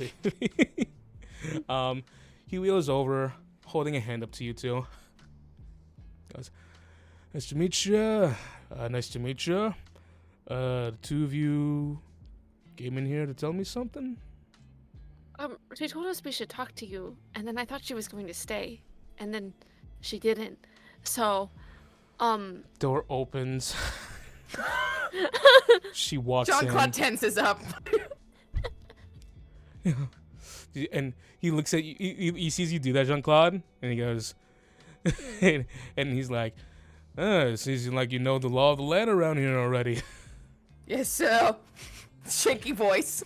Shake hands. We're shaking a little bit. Terrified of this woman. Kill the chimera, but you see, at least just shakes. No, I'm not. I'm no lady killer, madame. That is. You look Well, I like you guess spend we more don't know what time on gender regret that management than achieving goals. Okay, all right.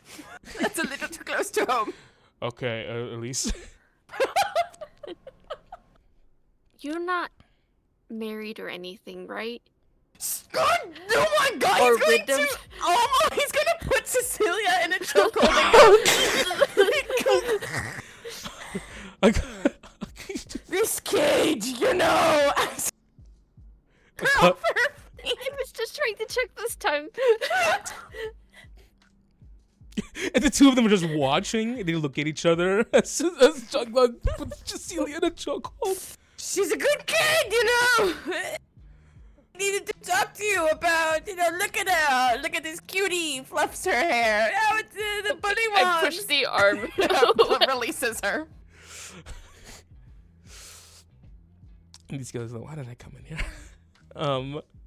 He goes, all right, so I assume the way you two are acting, you guys are a mighty pair, right? A nice duo. Yeah. Nice. You guys came in here? You guys just came in here yourself? Well, we were led here. Actually, we were recruited by one of your members. I love that. Was that good enough? Did it convince you? I haven't seen more than anyone else yet. Looks to Cecilia. It was great. Nice. All right. Well, nice to meet you. You can go ahead and call me Dean. Just you don't have to call me you don't have to use the Maven title. It's all right.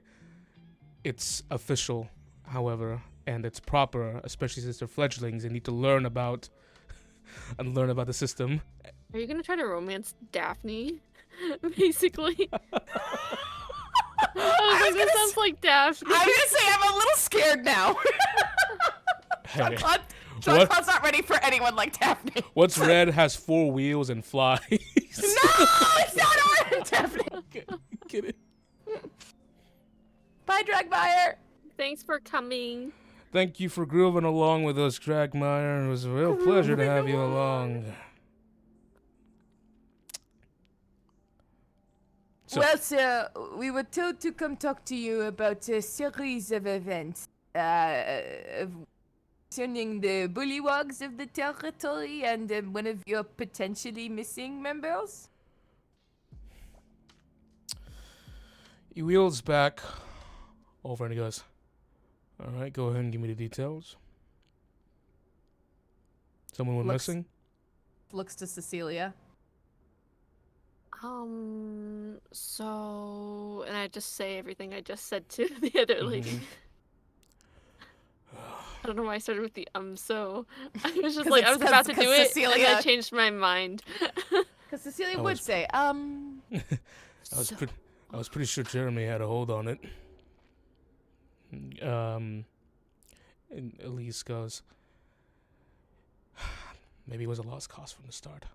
No. Something happened. Well, all right. Thank you two for telling me this. Yes, I think we can just put that up as a guild active request for some of the adventures to tackle. We were planning on going back and looking before we knew there was like a whole guild of people here to do it. We can help. It's pretty dangerous. Until you just started. How many points is it? Just randomly interested. Jean-Claude's about races. Already got the adventure spirit in you, I see. I think you're a perfect fit in here. I'm giving you a point just for asking. You can't do that. He writes it down. He did it. God. No. I'm just letting the two of you know. It seems like the first official work you're gonna get. It seems like you're already involved. Typically, I shouldn't be allowed to do this. Yeah, that's right. You shouldn't. But it says, seeing as the two of you have taken on a chimera before, it says you're part of the Groven Guard. I can see respectable people. Correct. Thank you. Very proud of my position. Says you can make yourself home here at any time. Thank you. He goes, I'm going to go ahead and pass this on to you. I'm not quite sure of the dangers ahead. The bullywugs in this place, they used to be quite the nuisance. But thankfully they were never as bad as the ones in the other areas surrounding us. Those ones have cults and stuff, and that's nasty business. This group, they always tended to fishing and robbing people. Because Jeremy is someone who came over from Silverend. He's an elf. Jeremy's his common name. He prefers to go by that. Just letting you folks know. And he's got a habit of talking to. He says, I'm trying to understand monsters' races. He's a lore keeper at heart. Oh. So, here. Yes. Chances are, from what I'm guessing, Jeremy got himself into a little bit of a pickle. Yes. I don't know. It says, I don't know why the bullywugs are doing what they do. They're not fully committing themselves to it, so something's going on. Yes. For the past few months, Jeremy's been the one really commanding them and telling them what to do in the first place, so. He goes, My money is that if you find Jeremy, you're gonna get a lot of information. Goes, as far as dangers go, says where Jeremy's bullywugs are, there's not too many dangers unless the bullywugs start turning tail. Even then, they're small little guys. But they know how to use traps. They got spears, and they get throw rocks really well. He goes, I actually also think we've got reports of a land shark making the rounds around the swamp. I'm suckling a what? Shark? Says something called a bullet. Large. Says large guys. Not the most natural either. We're not entirely sure, like its origins or what it's doing, but that's an invasive species. Informing the both of you, you gotta avoid that entirely. I'm missing something. A shark that has legs? Have I ever heard of a bullet? You probably read it in the book. I was gonna say his like Delmira. Delmira's fought one, yes. Yeah. Jeez. Well, Delmira killed a bullet. She says to Jean-Claude. A bullet? Yeah, they're really big and they tunnel in the ground and then come up and eat you. That's if they catch you. disgusting. But I guess he's tunneling in the swamp then if it's here, which is why they're probably not normally Even here. worse.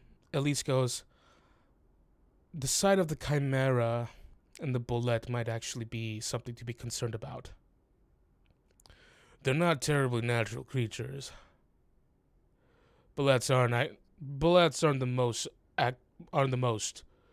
naturally spawning in the circle of life kind of creature. So someone is creating them and letting them loose in your area, is what you're saying? That could be it.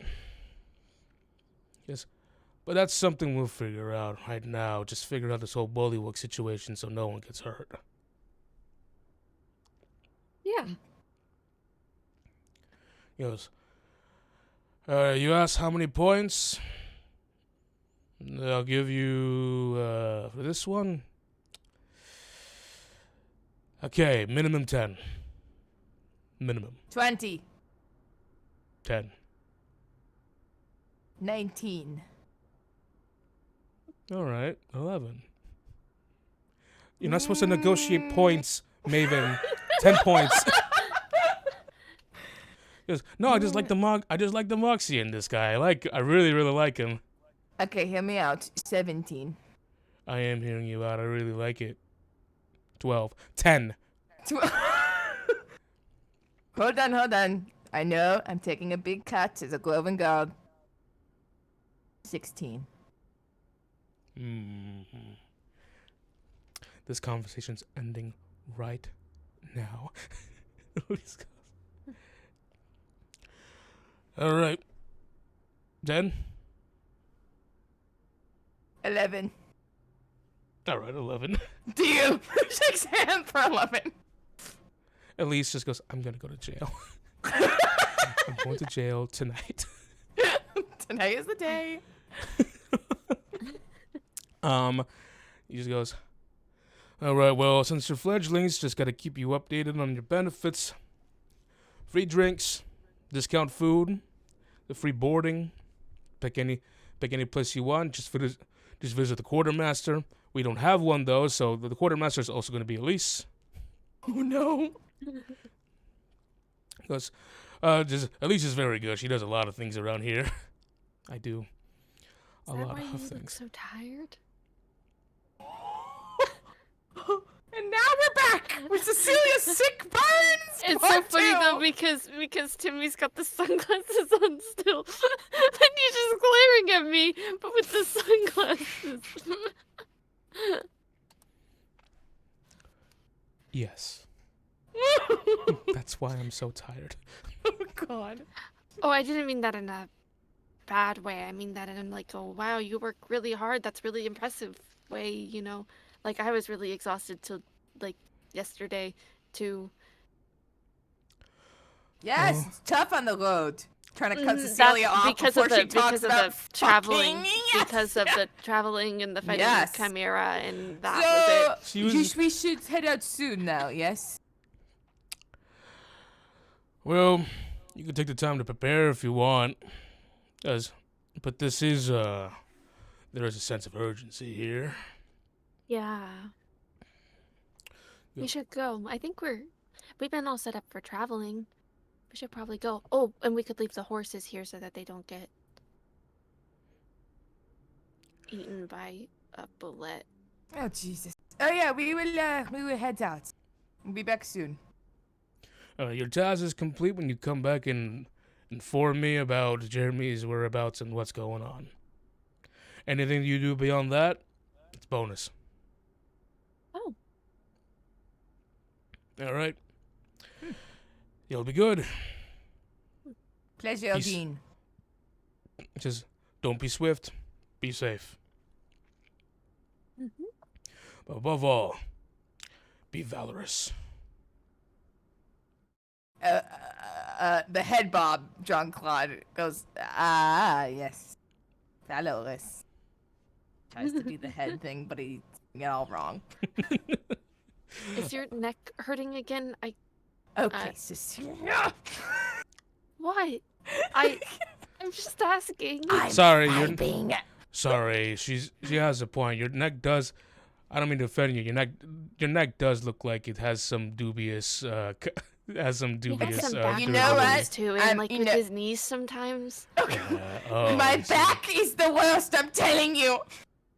He's kind of a little older than he looks. Okay, no, I'm not. No. Yeah, I can see it. No, okay, and I'm off. And he goes out, striding out, very angry. Oh, but he looks at least, but not that much older. Oh my God! Just turns and walks out.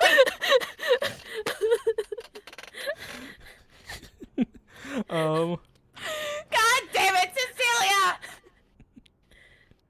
I get to play so much more with Cecilia than with like Daphne. That's very I can true. be silly more.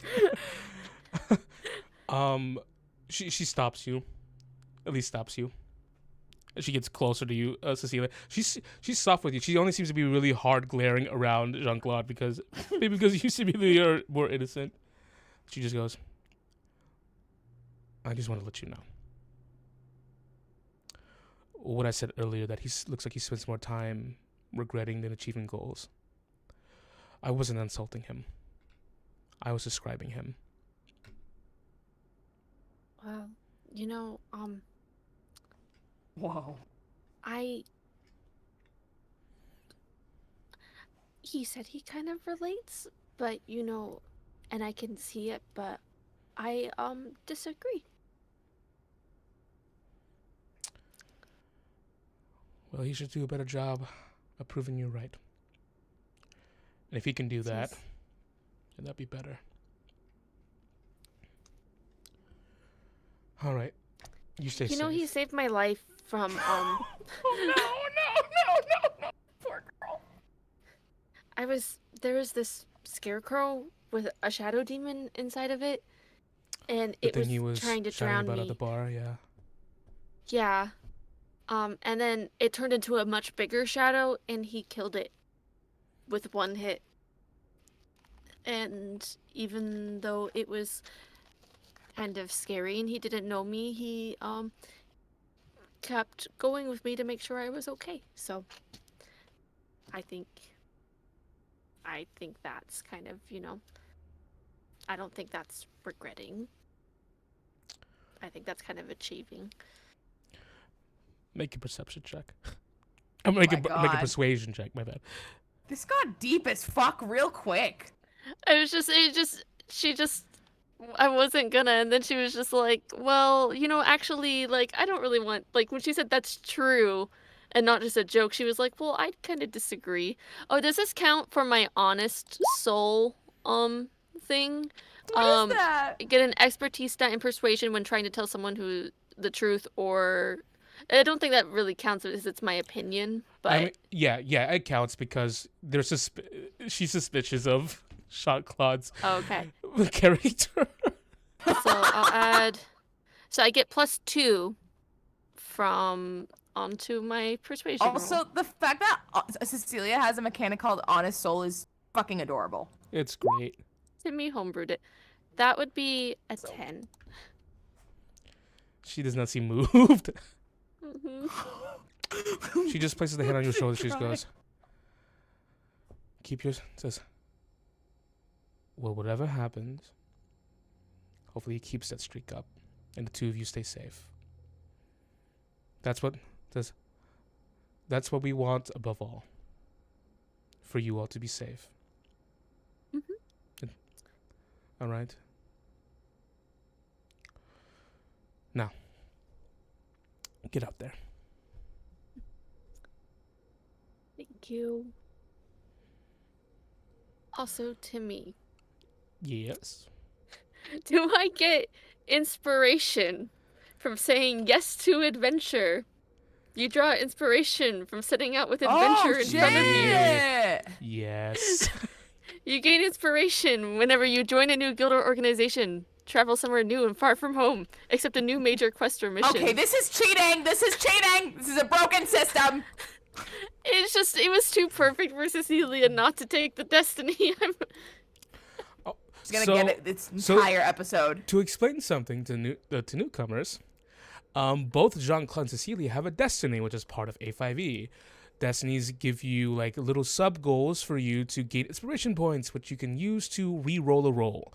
In this case, like an ally can use an inspiration point to another ally to re-roll a roll they might have failed.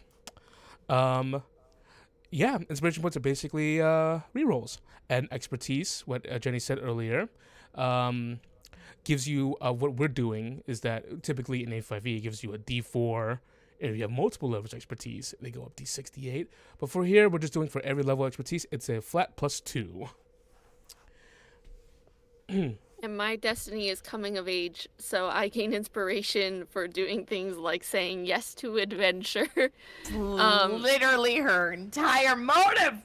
It literally says join a new guild or organization, travel somewhere new and far from home, accept a new major quest or mission, which are all things I have done already. The biggest buff to Cecilia, her biggest inner Cecilia buff. goals. I'm constantly inspired. She's constantly inspiring herself. I feel so inspired by this journey, guys. So, you head back out into the the Lundy's branch of the Valorous Adventurers Guild, to see people drinking and a couple of other people. Like there are people from all walks of life here. It seems, like every there's a party of halflings and a gnome and a half elf seemingly taken to the quest board. Things are just going like things are operating like paperwork here. Speaking of paperwork, there's a long line waiting for Elise, who just comes back and starts Oh writing my god. things down. But seemingly like it's a very social place. And yeah. As you guys begin to start making your way through, you see the man who indoctrinated you earlier, who did the song, kind of like looks out from like the crowd of people he's hanging out with. He looks over the halfling, which he doesn't do. He just kind of does that naturally all the time. He at you two, and he just kind of gives a like 2 thumbs up, like, yeah. He's like, yes, I get an inspiration point now.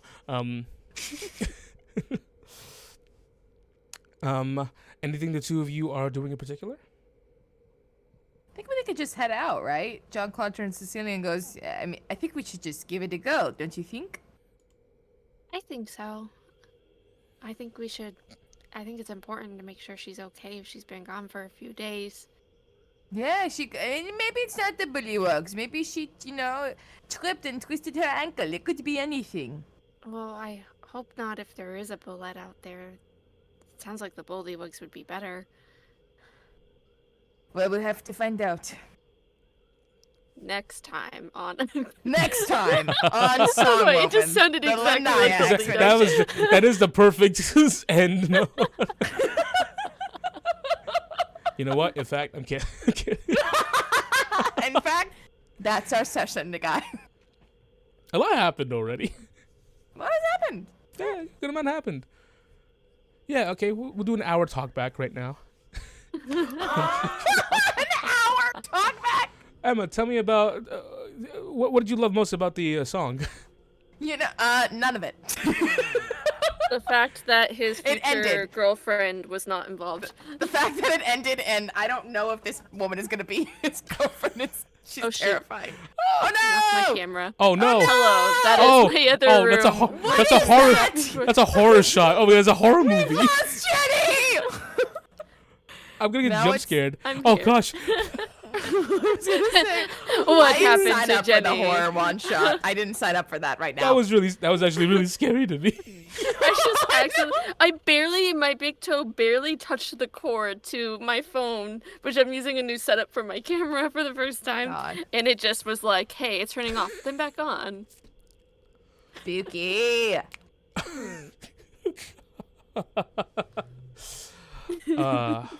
I can't wait until I can't say that. We can't wait can't till wait what, till Timmy? what? Can't wait till So- what, Timmy? So, the two of you leave. The two of you leave. The two of you leave the branch. Oh no, it's gonna be fucking Marrow. Marrow's gonna like ride a bog or some shit. Oh, he's gonna end this on like a creepy note, isn't he? Yeah, I know, I know. What the fuck, guys? You're so resigned to it. Oh, he's gonna fucking be. He's gonna be creepy. Yeah, he's gonna be like, and then he's gonna say something, and he's gonna, and that's where we'll pick up And next that's time. We And know that's what you. we'll pick up in 3 weeks. And that's what we're gonna. And that's where we're gonna end. Thanks so much for, and then we're like, no, Timmy. And we're like, ah! Or we're just sitting there in shock silence. Either or. Yeah, change your plans, Timmy. we know you. Change your plan. Reroute now. You don't know me. I'm full of surprises. I'm the lore weaver. I'm the Lord Weaver, damn it. All right. Anyways, let me put that over here. What was Timmy. that? Your resume. No! Just remember what's at stake here. Emma, we're in Moscow. No, stop! Yeah, I will silence. I will be silent. Yeah. Yeah. No, Oh, don't the give in. power. Yeah. I'm the Elise now. I have so much to blackmail Timmy with. Yes, safe. she does. That's why there's a rock paper scissors triangle going on here between the three of us. Wait, does this mean Emma has to blackmail me now? Yes. I could never do that. Jenny is my work wife. No, Emma, Yes, we're please. work wives. No, Emma, please blackmail her. For me, at least. For me, you little I'll give you weaver. more. I'll give you some blackmail for Timmy. JT No. says he'll blackmail me, but he will fail. Anyways, Yeah.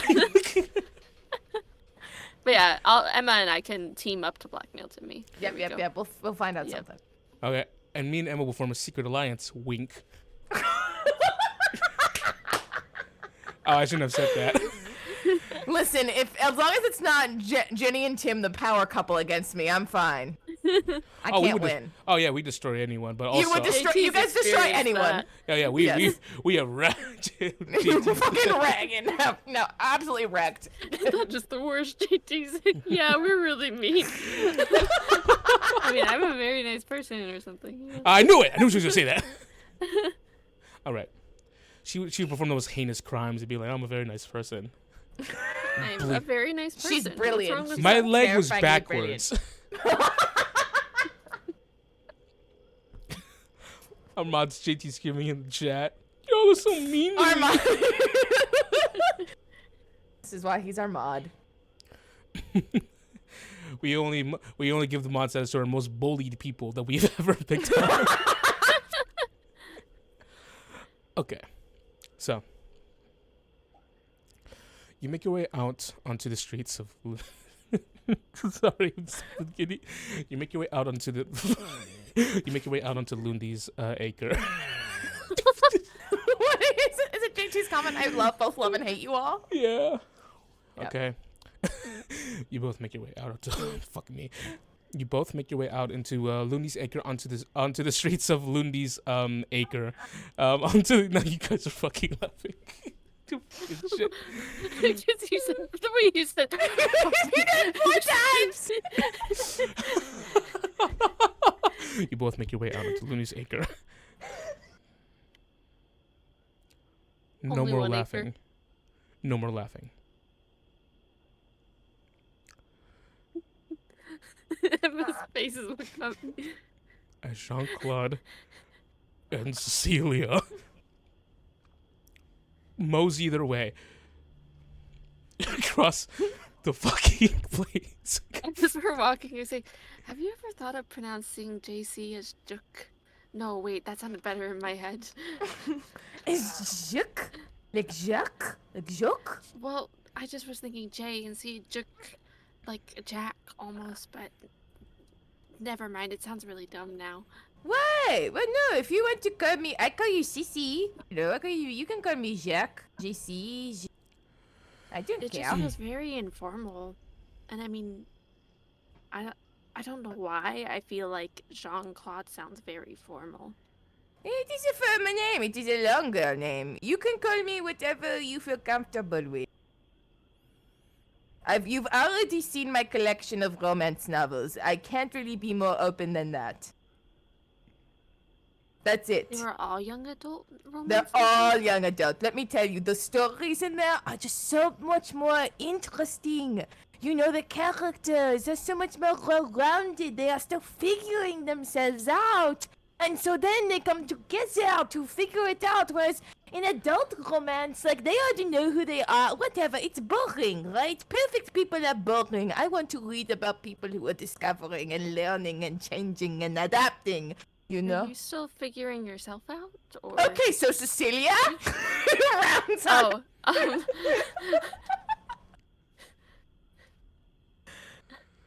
You can call me whatever you want. okay. So, how do you feel joining a guild? Pretty big deal. I don't think my sister's in a guild, and she's a really good adventurer, but it seems really cool and really convenient since we can just stay there for free and stuff. That's really generous. Free booze and free beds. I mean, what more could you ask for? And the ranking thing is kind of fun. Yeah, tell me about these points things. Oh, so you got to barter. You know, you got to make sure you push these guys, right? They offer you a number, go high.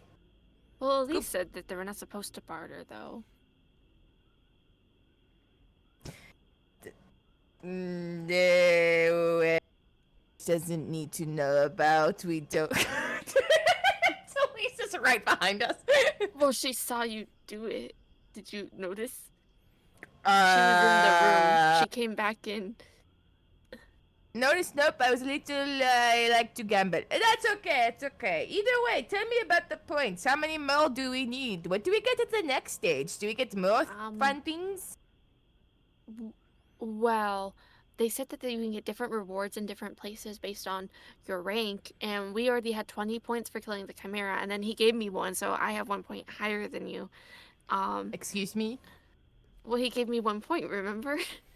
I'm sorry. I thought this was a group. Okay. Oh, we have separate points now, do we? Well, I think so. I think because we're each signed up individually, even though we work together. Yeah, we both get points together, but... I see. Don't worry. Don't worry. I will make sure. I can ask him to give you a point, No, too. I will earn my own. But you have been warned, Cecilia Idwin. I am a master of what? point. I don't know. Oh. Well, my sister always says idle wind has the word win in it. She said it a different way. It sounded cooler. Okay, and then he's gonna like cross his arms. Someone's got a little mouth. That's good, Cecilia. Good for you. Well, it's not like it's a contest. Though. No, but no, Cecilia. No, good. You should do that more. Do Pump yourself up.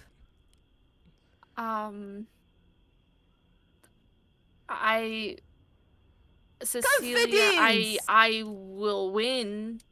There we go. That's not what she said either. You know what? Then you say what you want to say. But I think that is the right attitude. I mean, you've got a lot on your shoulders. And he leans down and places a hand on her shoulder. Only one person can carry certain things. And his eyes look up to the moon.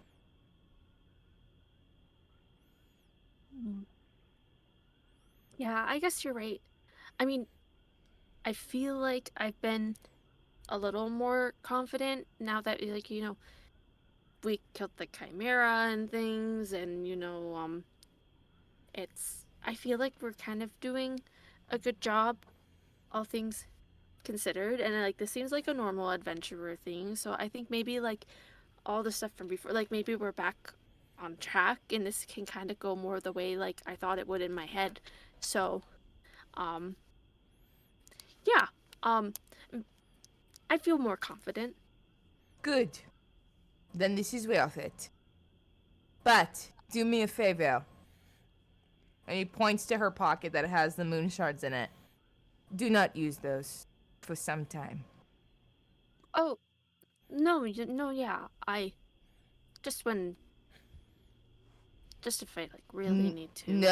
No. Well, I mean, hopefully we won't need to, but if I need to, then... You have I think I'm getting better at it. Cecilia, you have all the power you need without those. Mm-hmm. Cecilia? What? And you see that he, he's crunched down, hand on his knees. Power is an addictive thing. You have all that you need. Trust me. I think so too, except that, there's the times Cecilia, that they actually help. Look at me. You are more important than you could ever imagine. Well, I don't think it's bad to use them. It's not great. Well, I think I'm getting better at it. I think last time it just wouldn't have been as tired. They are sentient things attached to a power we have little to no information about. I would really prefer, this is not an order, it is a request, that we try to avoid using. Yeah, I try to avoid using them. It's just if we really need to, well, we can. We'll figure... Only if we really need to, like, really, really need to.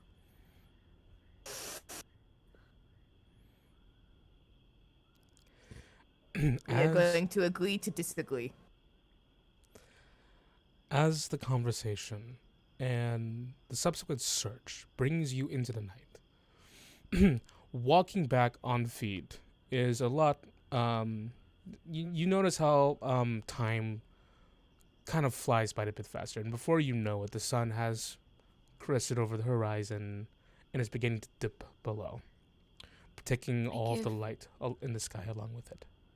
I give you my dark vision with me, and I'm also going to give you my blessing, which is slightly different now because we had to homebrew some things since there was no subclass in A5e, so I'm now a lunar cleric.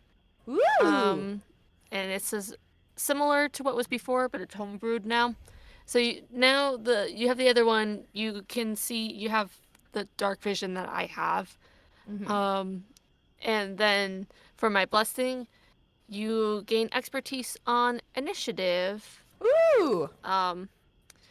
And also I can choose to match your initiative, to have the same initiative number as you when you roll, or you can choose to match my initiative.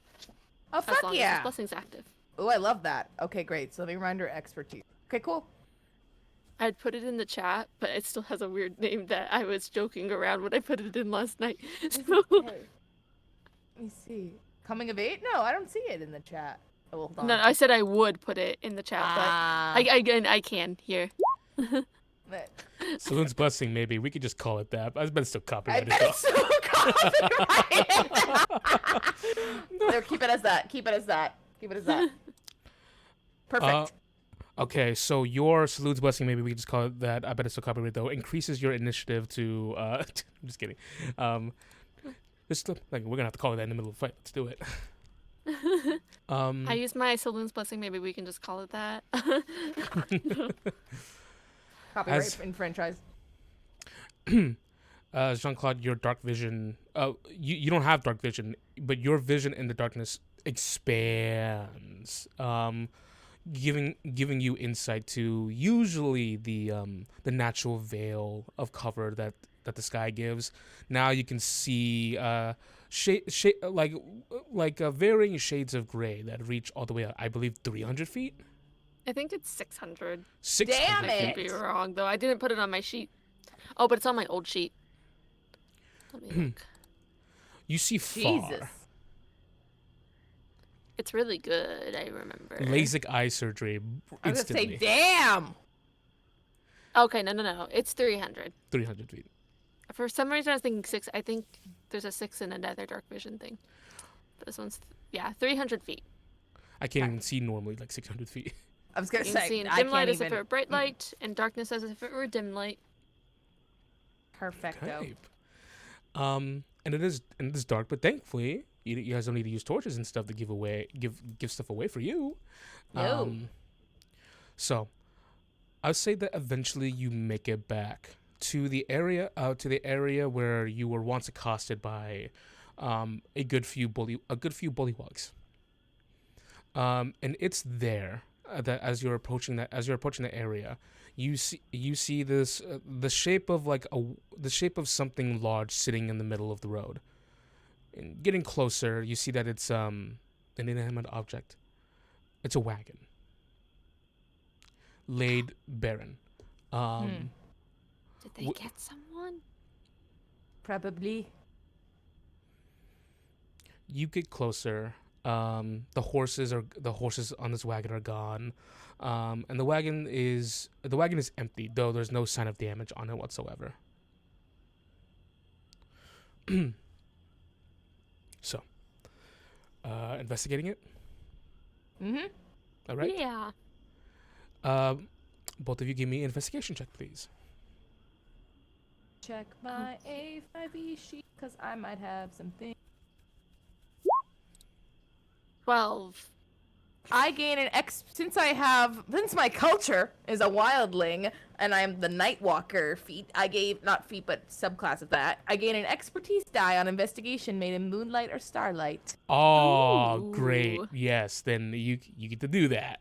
All right, so that's D4 right after I straight roll That's it. a +2, a straight Wait. +2. Can we just always give you moonlight if I pull out the moon shards? That's just like hold it above my head. Did I roll it? Did it We work? both suck. Wow, that was a fucking 4. So 6. Yeah. Perfect. That's great. That's Yeah, real that great, succeeds. Jean-Claude. I'm kidding. Yeah, that really succeeds. Jean-Claude, you did drink a lot earlier, and Yeah, I'm trashed. but you know it's when you're on, but also the grease you use for this machine is alcoholic, so. Yeah, no, we're not doing so hot. It's okay. I will give you both a baseline of what happens. It seems to be like a typical traveler's wagon. There is produce in the back. It's a hooded wagon. But it does have like a coach for people to sit in. Looking inside there seems to be like hastily left stuff. There's a bag with like shoes and different clothes in it, seemingly belonging to one person, a man probably, and you can see that some of the produce bags have been torn open. Grains of corn and wheat are spilling out of the bag, but other than that, like damage on the cart itself, no. They might have intimidated someone enough to come with them. Yes, not too many signs of wear and tear though, which is plus. That's about it. From what you might be able to infer, like, yeah, definitely no damage. And what Cecilia said is correct. Like, probably intimidated someone. All right. Well, do we see any tracks or leading away? You definitely do. And it actually seems to be, since you, Jean-Claude, know very well about nature. I'll go ahead and give you this. You find tracks. They're obvious in front of you. It says, but how fresh they are, you can actually assume like it's been like maybe a few hours. Huh. Okay. It's been a time. Okay. He'll go, all right, it's been a little bit of time, but I think we can catch up at least. I'll try to. Okay. Yeah. We'll follow them then. You begin to follow the tracks. No check necessary. The tracks are there. You're following the tracks of like what seems to be human footprints. They're shoes for a bit, and then they turn into bear footprints. And of course, you do see Jean-Claude. Give me a perception check or an investigation. I'm gonna do, since I have proficiency, I'm gonna do that. What are you gonna do again? I'm reading many things. I'm gonna do perception. Perception, please. And I get to add, dirty 20. Yeah. And I'll add that plus 22 since it's in moonlight. Your sense is attuned to to your surroundings. You are currently like looking down and keeping track of the of things going on. You do take notice as you are walking. In the trees above, there seem to be like empty nests, bits of plank held together with twine that like goes from tree to tree. And they seem to they were rather well hidden, but you do notice that. Which point them out to Cecilia. They were in the trees when they ambushed us, right? I believe so. It seems that's how they move between them. That's when the two of you feel a slight rumble in the ground. Okay, climb the tree. Can we climb the tree? Yeah, you can climb the tree. Both of you give me athletic checks, please. Okay. I'm gonna use intrepid to give myself expertise on this. Do you want to re-roll it with my inspiration? No, you save it. I'll keep that one. I'm gonna have so many inspirations though. I rolled a 7 because I used intrepid. Wow. Okay, this is not going well. Can I do anything? We're both strong too. I know. I don't know what happened. I've been rolling so bad on everything. Okay.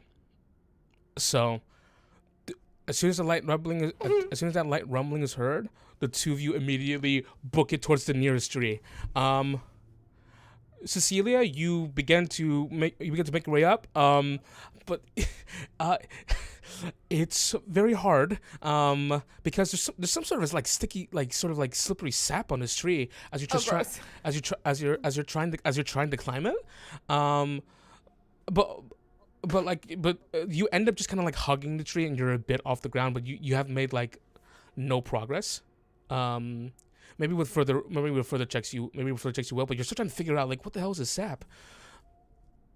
For you, Jean-Claude, I'm really sorry. It's okay. You're gonna die. It's okay. The sap takes you by surprise. You almost like with the urgency kind of like almost leap onto the tree. And as you're and because of like your heavy armor and such, you just immediately like slide and slip. Oh, And with the give me an acrobatic check. He says, "Rip JC, he will rise again." Rest in pieces. You said acrobatics. Yes, What did please. Jean-Claude do? 17. 17. Mm-hmm. Okay. So you double back for a moment, but thankfully you don't land flat on your back and create a huge sound with your heavy armor. You you manage to turn around just fast enough and hold your hands out and soften your landing. As soon as you land like that, it's louder. Cecilia, you feel it in the tree that you're touching at the moment, and Jean-Claude, you feel it in the ground that you currently have your hands in. I'm gonna cast Wind Up because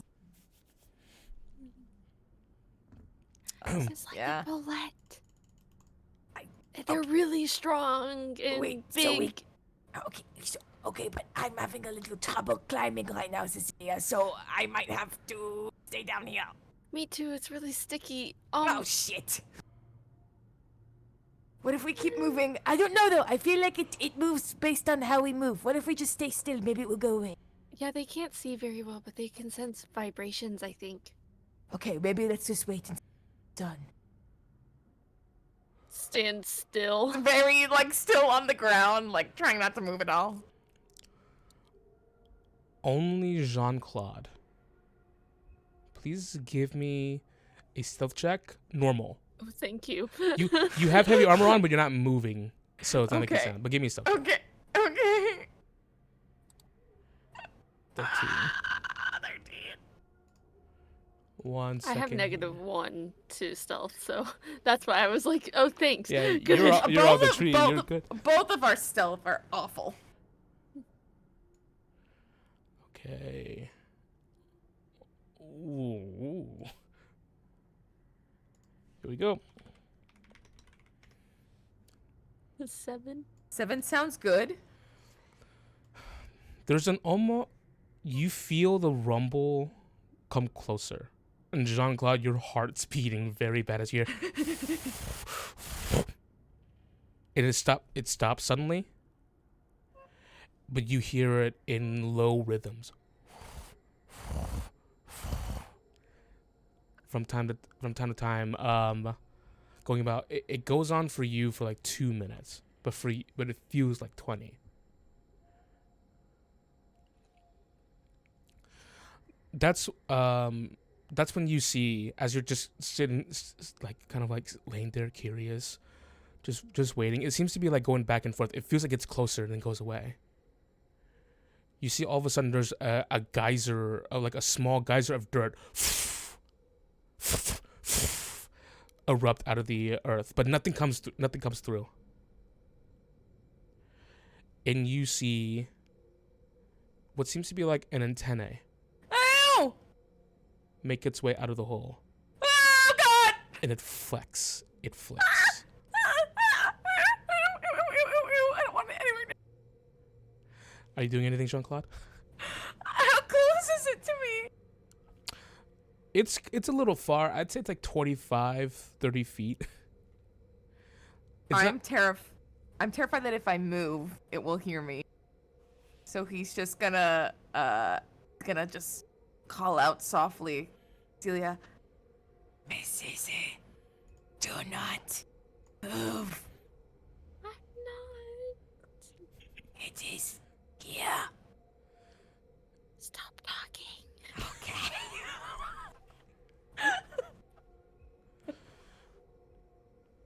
Excuse me, you two. You see Augustus comes out of the vest. Augustus, He- no! He was quiet anyway, so you just shoved him back.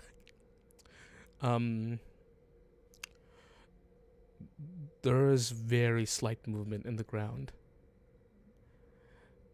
The earth breaks wherever the antenna goes. It's like a shark's fin breaking the surface of the water. And it seems to be getting closer towards you, Jean-Claude. Fuck. All I have are vision spells or invisibility. I can't. Celia Hold takes on. her.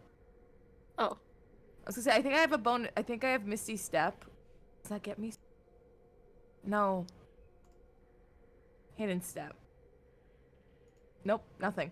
Okay, yeah, he's gonna just slowly start to roll out of the direction of the line, like coming toward. Just ever so slightly. He's not making big movements, just trying to make sure it will go right past him. I take the iron pot out of my bag and try to throw it really far away. Oh God. Okay.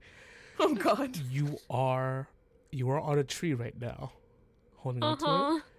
I am gonna have to ask for an athletics check from you. Oh God. Okay.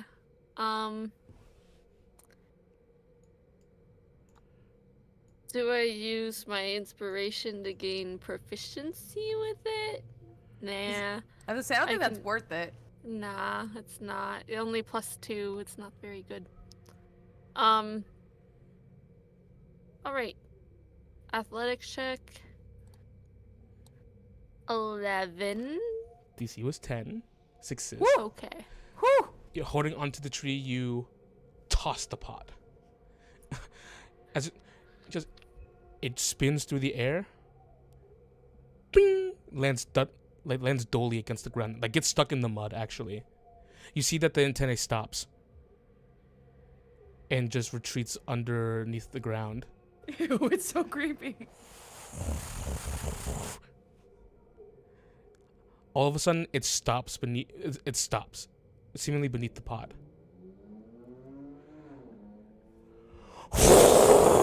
A large geyser of dirt erupts into the air, like a meteorite just smashed like into it, but it erupts from underground. As you see this large like claw swipes at the air, and begins to wildly like grasp at the air with these like very powerful, like seemingly like almost like crab-like claws. You see where you threw the pot. It was like next to a few trees. You see it reaches around and in its wild thrashing grabs one of the trees and it just closes its like claws on it entirely, and the tree just falls to the ground, Oh like Jesus! immediately broken. Oh my God. Seeing that nothing is since nothing's there, it just immediately retreats back under the ground. Jean-Claude, I'm going to go ahead and say, during that moment, you have time to do something. He's gonna try to climb the fucking tree. I don't even know if it's worth it to climb the tree because it could just snap it in half. He's just gonna try to move towards the tree. Climb it again. Go ahead, make an athletics check for me. Jesus Christ! Both of you go ahead and do that.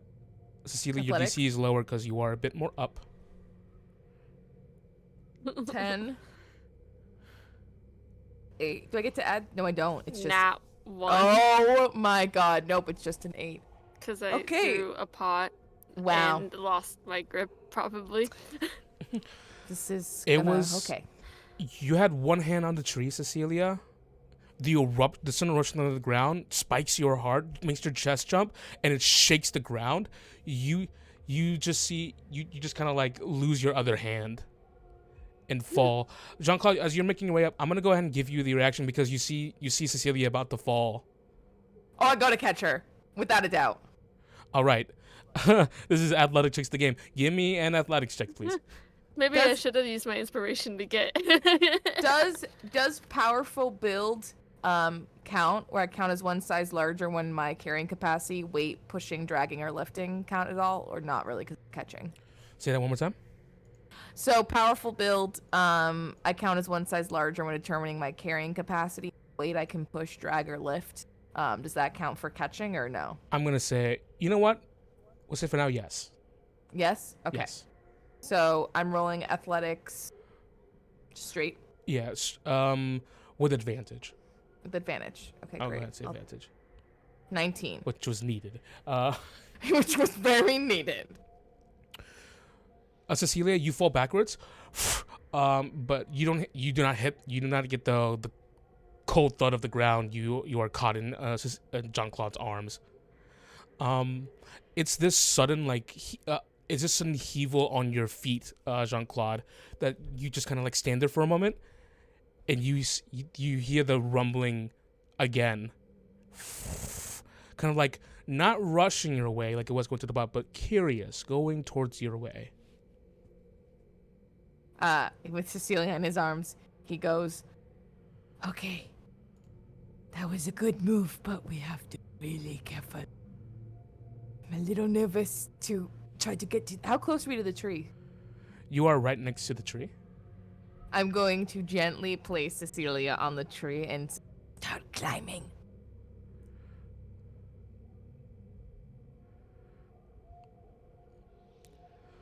Jean-Claude, yeah. as you're standing there, I assume as lightly as you can, give me a stealth check. It's awful. I'm in heavy armor. Jean-Claude? 7. Okay. Yes. Yes. Cecilia, you are gingerly placed onto the tree by Jean-Claude. You find your grip, and you look back towards Jean-Claude. Jean-Claude, there is a sudden shake of the ground. Give me a dexterity saving throw. God. Good thing I casted wind up. Nat 1. Nat No, Can I no. give you my freaking inspiration yet? Do you think it's worth it now? Maybe. I don't know. I'm kind of worried if we should save it if this is gonna be a fight. I don't want you to get eaten. It's up to you. You're the player. Yeah, re-roll it. Okay. No, useless. Oh Useless. no! 9. Useless. It's not a nat 1, but it's useless. Jean-Claude. Yep. The ground is suddenly you do not feel the ground beneath you, and for that split second, as you are falling, something catches you, sharp and entwined around your body, a claw comes up and grabs you, and as it grabs you, you all hear a terrible sound. As you see this creature with like ant-like features, just like very gigantic creature comes out of the ground and just grabs you and just has you completely grappled. I'm gonna make it roll damage real quick. So Cecilia, you see that. You're right next to it. Some of the dirt gets in your face as the ground suddenly erupts beneath Jean-Claude and just has him grappled. Let's see. You take 6 points of slashing damage. Okay. And as you're grappled, Jean-Claude, you are lifted into the air as these crushing claws are like encroaching around your body, threatening to bend your armor. Cecilia, do you want to do anything?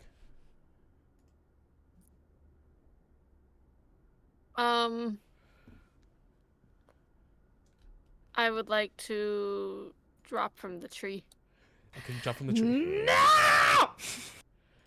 and use my channel divinity, which also has a not real name right now.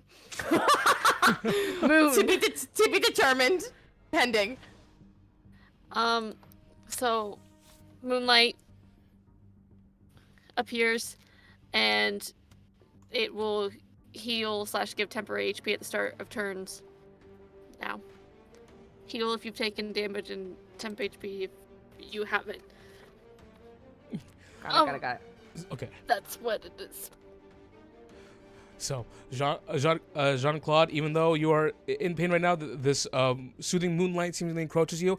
But like, oh my God, you've never been like, hey, being handled by Elise earlier was nice. This is the opposite of being This is nicely the handled. worst. And he's also screaming because he's been flung up into the air. Yeah. He goes, what the fuck? But he did cast Wind Up, so he gets advantage on his next attack, which he's gonna take as soon as he can grab his axe. Okay, I'll go ahead and give you your action. Okay. So I would like, let me look real quick and see if there's any special spells I want to use.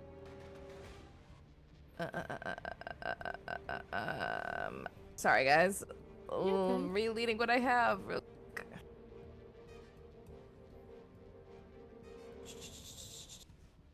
Yeah, nope. I'm just gonna whack him. All right. Hopefully I can smite him after I whack him. This is just a straight hit with my battle axe.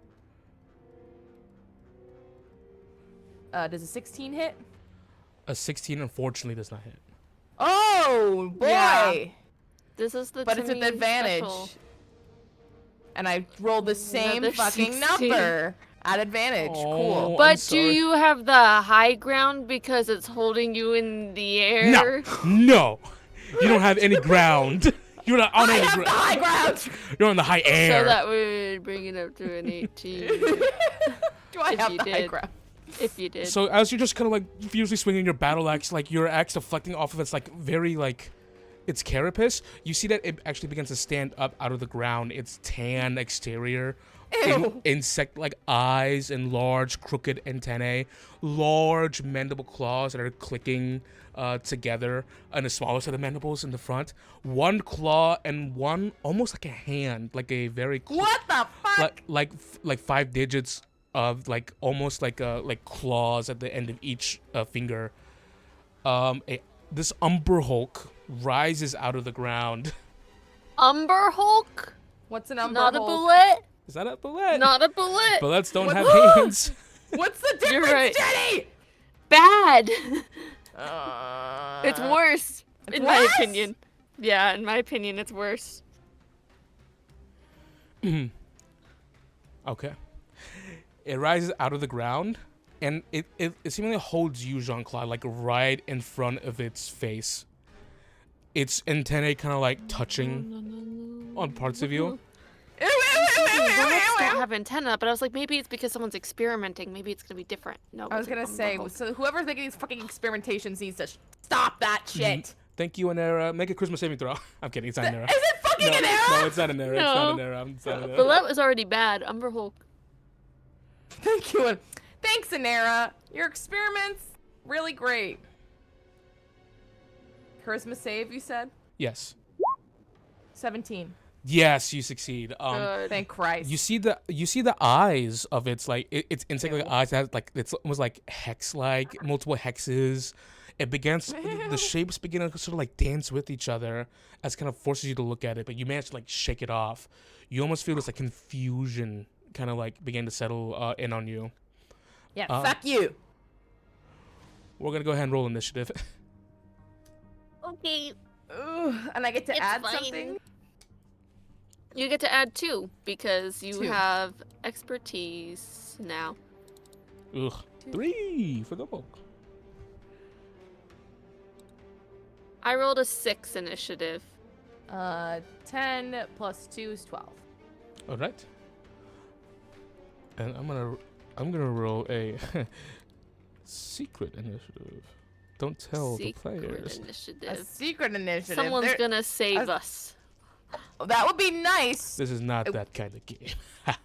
I was gonna say, or it's who's ever controlling the creature, Okay. So or who made it, Mm. which would be worse. Jean-Claude, you're up first. You're currently grappled, and in front of the face of this creature. Yeah, I'm a swing. I'll do what I can. All right, give me a swing. Give me a swing. Hopefully this one hits again. Let me real quick look at my channel. Oh, don't and think you it's get fair either fiend. 6 hit points back or 6 temporary hit points. Your pick. Oh, I'll take the regular. I'll take the full hit points back. So I'm back at Yes. full health. Perfect. Yeah, I don't think my channel divinities are gonna help. Attack roll. Modifier creature's forced to make a constitution fail. The creature stunned. Actually, no. I'll do that. I'll use channel divinity, flash of brilliance, bane. Creature's forced to make a constitution saving throw. If it fails, the creature is stunned until the end of my next turn. So I want it to drop me, or I can get out of it. All right. So what am I rolling? So you are rolling a con saving throw. Con saving throw. Gotcha. Need to beat 5. Fuck yeah! That He'll use an fails. inspiration point. I'm kidding. kidding. And the crab goes wild. No, I'm kidding. Okay, so technically, then you are stunned to the end of my next turn. And while it is stunned, I'd like to use my movement to get out of its claws so I can get a better vantage point on the ground. Typically, it's an action, but because it's stunned, roll me with advantage a athletics check. Oh, okay. Get lead. That's a nat Oh one. my gosh. Good thing I had advantage. What 'cause is it's up? 15. What is I don't up? know. It doesn't want me to succeed today. It doesn't want us to succeed. Okay, well, it doesn't want me to succeed either. I rolled 3 2s in a row. What? I rolled a 2 on initiative, a 2 on the save, and a 2 on the left. I've rolled 4 nat ones this game, so Yeah, you know what? we're not rolling that high. We're Aw, not man. doing well. I'm the Adamus. So you you managed to like wiggle free of the grip and fall directly to the ground. You were more than 10 feet up because this thing is towering. It's like 18, 20 feet tall. Give me an acrobatics check real quick. If you That's succeed, totally fine. if you succeed, I'll go ahead and say no damage for this one. 18. You succeed. Great. 3-point landing. Yeah, and the axe is definitely, still in his hands. I'm not going to take a bonus action because I've already used enough, and that will be the end of my turn. I believe. Okay, so your channel divinity, this really big flash of light coming out of your bracelet made by your niece. It also affects. You can also choose an ally to affect to give them a boon. So. Oh, I get both. Yeah, you pick an amount God. of creatures equal to your charisma. Oh, and so sorry. Channel Divinity is a bonus action. Okay, cool. So I used my bonus action, then I used my action to get out. Okay, this all makes I sense. gave you that action as a part of the bonus action. So you have your. I'm just being nice and just like. Oh, I still have an action. Because it was stunned. Yeah. So yeah, you have cool. your, Awesome. Okay, so then that means that I grant a bonus to AC attack rolls and saving throws equal to my charisma mod to the end of my next turn. So Yes. so you get +4, Jenny, to Nice. AC attack rolls and saving throws. With that, then I would like to swing then, since you were so kind to me. You get and the I will benefits of the channel divinity as well. I do. Yeah. That's a good point. And you have Let's advantage 'cause go, it's channel stunned. divinity. And it's stunned, and I get advantage because it's stunned, right? Yes, you do. Okay. Cool. So advantage because it's stunned, and then I add +4 to that hit. Yes. Yep. All right, cool. Let's see what we do. Well, it's a nat 20. Oh. Well, that's a nat 20 on the first roll. That's how it And should that's go. it. And that's it. And I wish I could divine smite it, but that's a bonus action. So we're It gonna is? Is it? Oh, Hold on. An I believe- A5e? I believe in A5e it is. Let me I haven't looked at Herald in let's A5e. do a quick checkaroonie. Let me go real quick. I think it is, but I will check on my sheet. Divine Smite. Where are you, Fine, Divine Smite? Schmitty. Whenever you hit a creature. Oh, so you can do it. You can do it. So I can do it? Yeah. Whenever Because you it hit a is- creature, it's not a bonus action. Excellent! So then I will first use that damage, and then I get 1d8 damage on top of that. I'm after getting I roll that. flashbacks to the first encounter. I'm not ready for this. Yay! Not yet. Yay. It has So- a million hit points, so it's fine. 8 plus 9, 17 slashing. No, it's 8 plus 10. Yeah. Is it? Yes, because it should be max on the second die. That's how we. That's how we do Like- our critical rules. Oh, that's right. Okay, so... And then I add 2 more, right? Because of... No, I don't do that. You do your smite. I'll do my smite, which is 1d8. Dress! Okay. 3. Plus Okay, another 8. plus another 8, so 11. So 29 points of damage. Oh, that's just one hit. Let's fucking go, baby! You 3-point landing. You grab your axe. As soon as the shine of the light emblazons your axe, the mud flies off of your axe. You swing back and this brilliant. Oh, it's like cutting a tree. Yep. Yeah. This brilliant flash of light just envelops the entire area as it just almost kind of like gets knocked back into the ground, almost into the hole that it came out of, but it's still standing. That hurt it pretty bad. Fuck yeah. Okay. That was really good. Let's go. All right. With that said, Cecilia, you are up next. Yes. I'm going to cast Guiding Bolt at 2nd level. With advantage. Because it is stunned and with +4, right? +4 to The attack roll. Yes. attack rolls. Yep, and saving throws. So 28. 28. Yeah, okay. I don't think it hits. I'll allow At it. 2nd level. Right again. Whoa! 10 damage. Look at that radiant. I rolled 4 ones.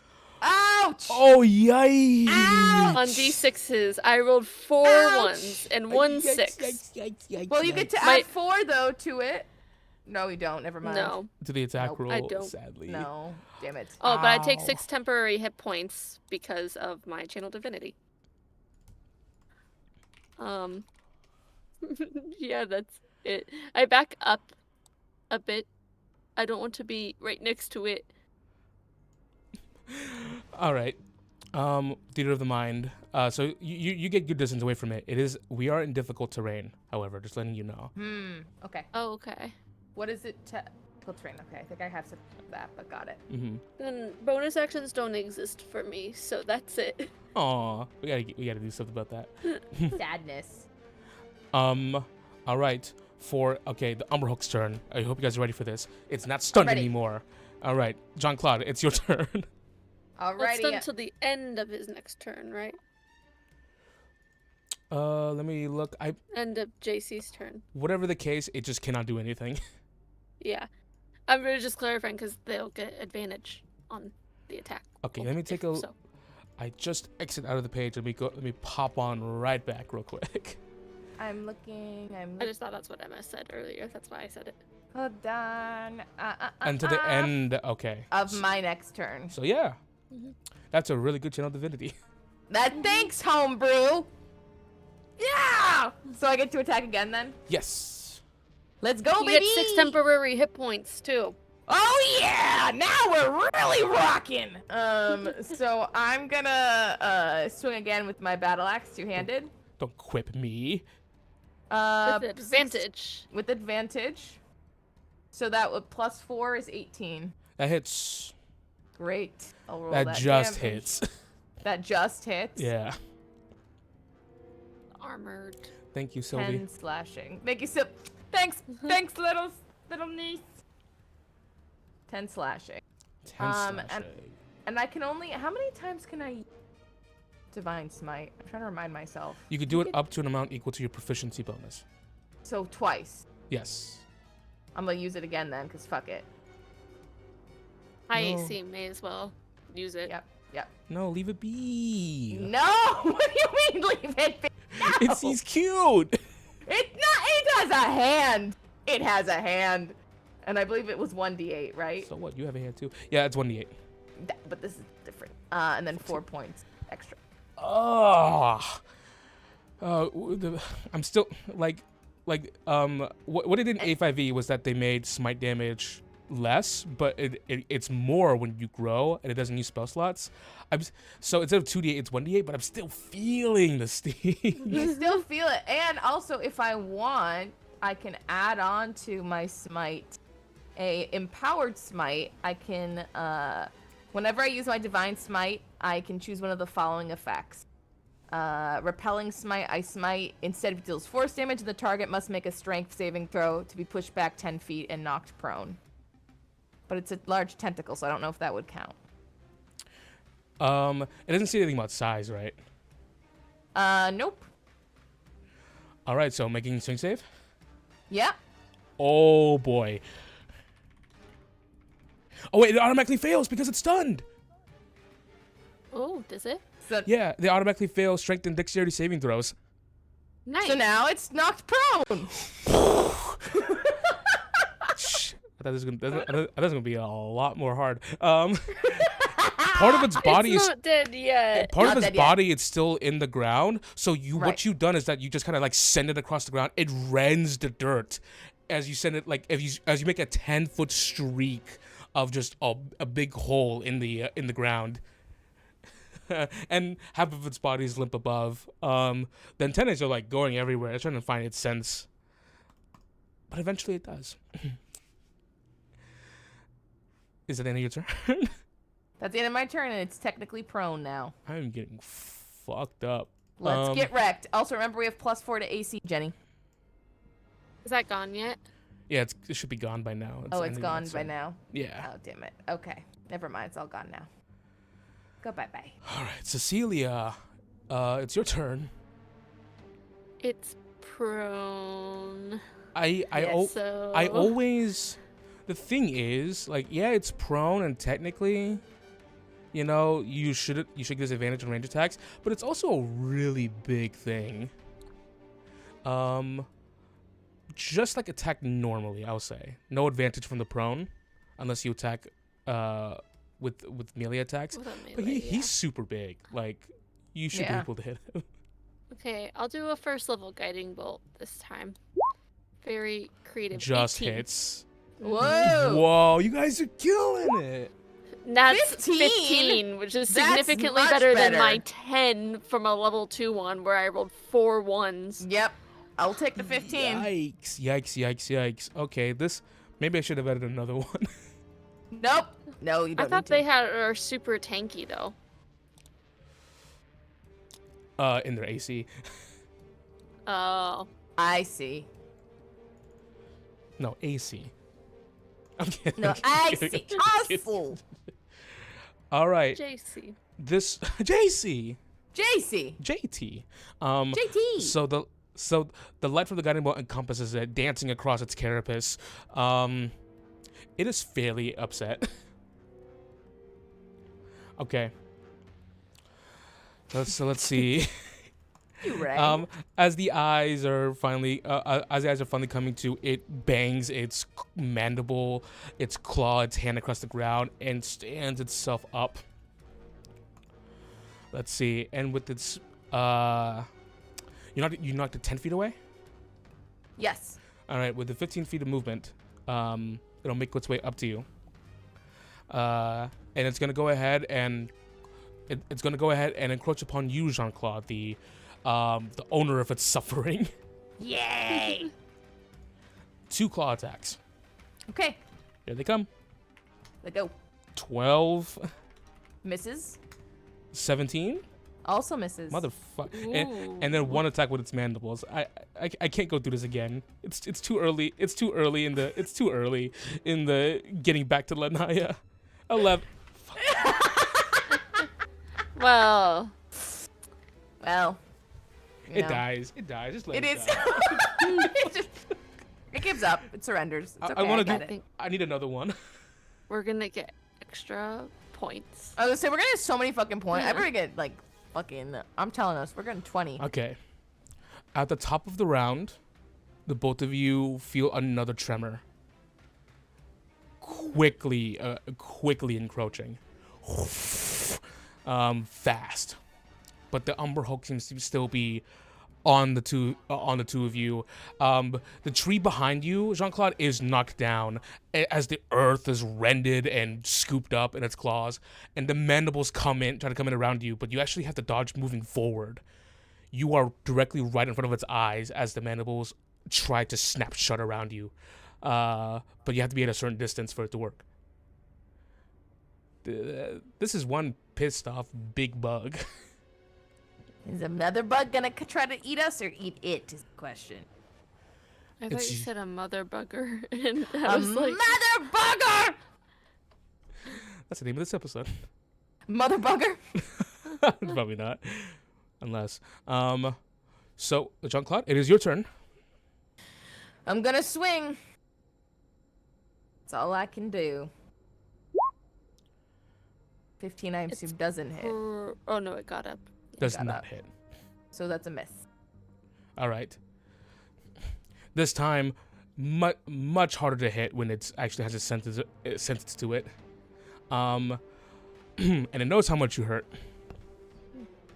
It just deflects off the carapace. It has very hard scales on it. Anything else? Let me see real quick. Want to see if I have any bonus action. Real quick. Nope. Nope. No. And I don't want to use 6 hit points or 6 temporary hit points back. that. I will take. Oh, we lost Tim for 5 seconds. He's back. But wait. Oh, it's a different camera now. Is it? Same camera. No, it's just focused. Oh, just focused. Got it. Yeah. Okay. Cool. That's it. It's the end of my turn. I get 6 more. You said, Jenny. Yep. Great. 6 I'll to take it. replace your temporary hit points. So if I had 6 before, do I get 12 now, or just 6? Oh no, again? sorry. For some reason, I thought you got hurt. Oh no. Now I Yeah. just You get 6 didn't. temp I now, wish- right? I forgot wish- you missed everything. You forgot. Well, I remembered. Jenny. I remember every single time. Just like Romero, Don't. actually. Don't. You remember that? No one ask. Everyone in the stream, everyone who's listening on on wherever you can listen to podcasts, don't ask. JT knows. He knows. Are they We're at the fighting Waffle- an Umber Hulk, Albert, and Timmy Unfortunately, can't we're- hit anything. Unfortunately, we're not fighting at the Waffle House. He We- failed his like paralyze, and he failed all his attacks. Yes, start throwing knives again, Timmy.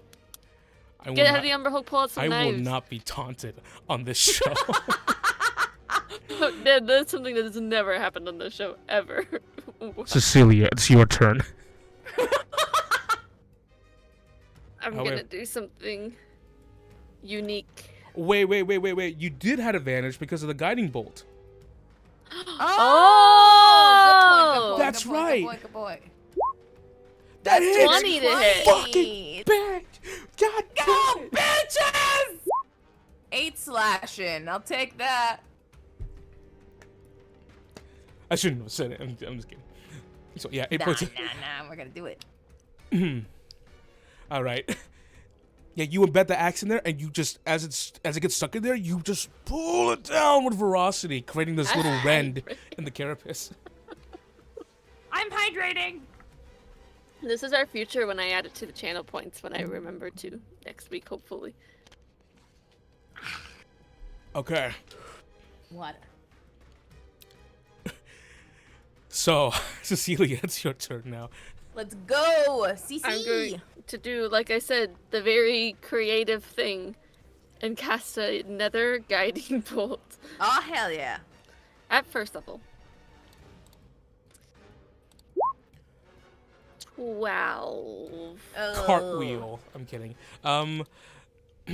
This carapace that it has on the outside, it's very hard. Your guiding bolt, it doesn't reflect off of it. It just kind of like peters against it. It slams right into it, but it seemingly doesn't do damage. Cool, yeah, that's all I can do. It's alright. Okay. So, at the turn, it is bloodied. It's significantly not having a good time. You see that the Umber Hulk begins to the Umber Hulk begins to like back away from you, Jean-Claude. And it starts like digging its claws into the ground and begins to burrow, seemingly trying to get away from you. But in doing this, it does go out of your reach, and if you want to use a reaction, I would say opportunity attack. yes. Let's do it. Nope. That's a nat one. Nat 1. Finally. Again. What do you mean Hulk. finally? She's rolled so many this game. The Umbra Hulk uses its reaction. It's a special maneuver. The special maneuver. Make a wisdom saving throw and take 10d100 damage. Okay. 10d100? So, you attempt to swing, but like the ground shaking causes you to like lose your footing for a second, and you don't even get to swing, because you need to stay on your feet.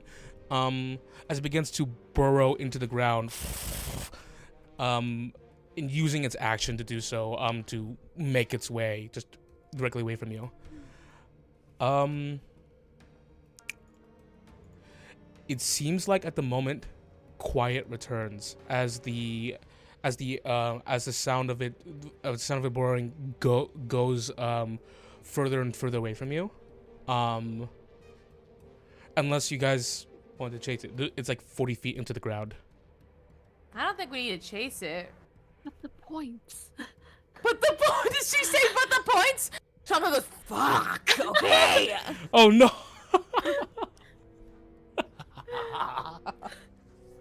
There is a second thing coming our way. Is it still? It's still, yes. Ew. I'll go ahead and say at the top of the round, you feel as if this thing was coming closer towards you, stops for a moment, and you feel two different fissures in the ground, and they seem to be going towards each other. Are they gonna fight each other? Jean-Claude goes, what do you think, Miss Cece? I don't want to be near that. Then let's book it. The Can we trees? still try to go in the tree? Yeah. Okay. So we'll try to climb up the tree, I think. Okay, so I'll go ahead and give it to you guys this time, since you guys have time. The tree that you originally tried to climb was taken down. Useless. But there are more trees. There's always a tree in the ocean. There's always more trees in the ocean. So you head over to... What? I'm awesome, guys. So you head over to other trees. There's always more fish in the forest.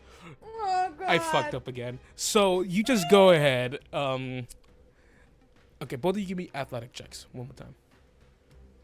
Athletics. Athletics. 17. 11. All right.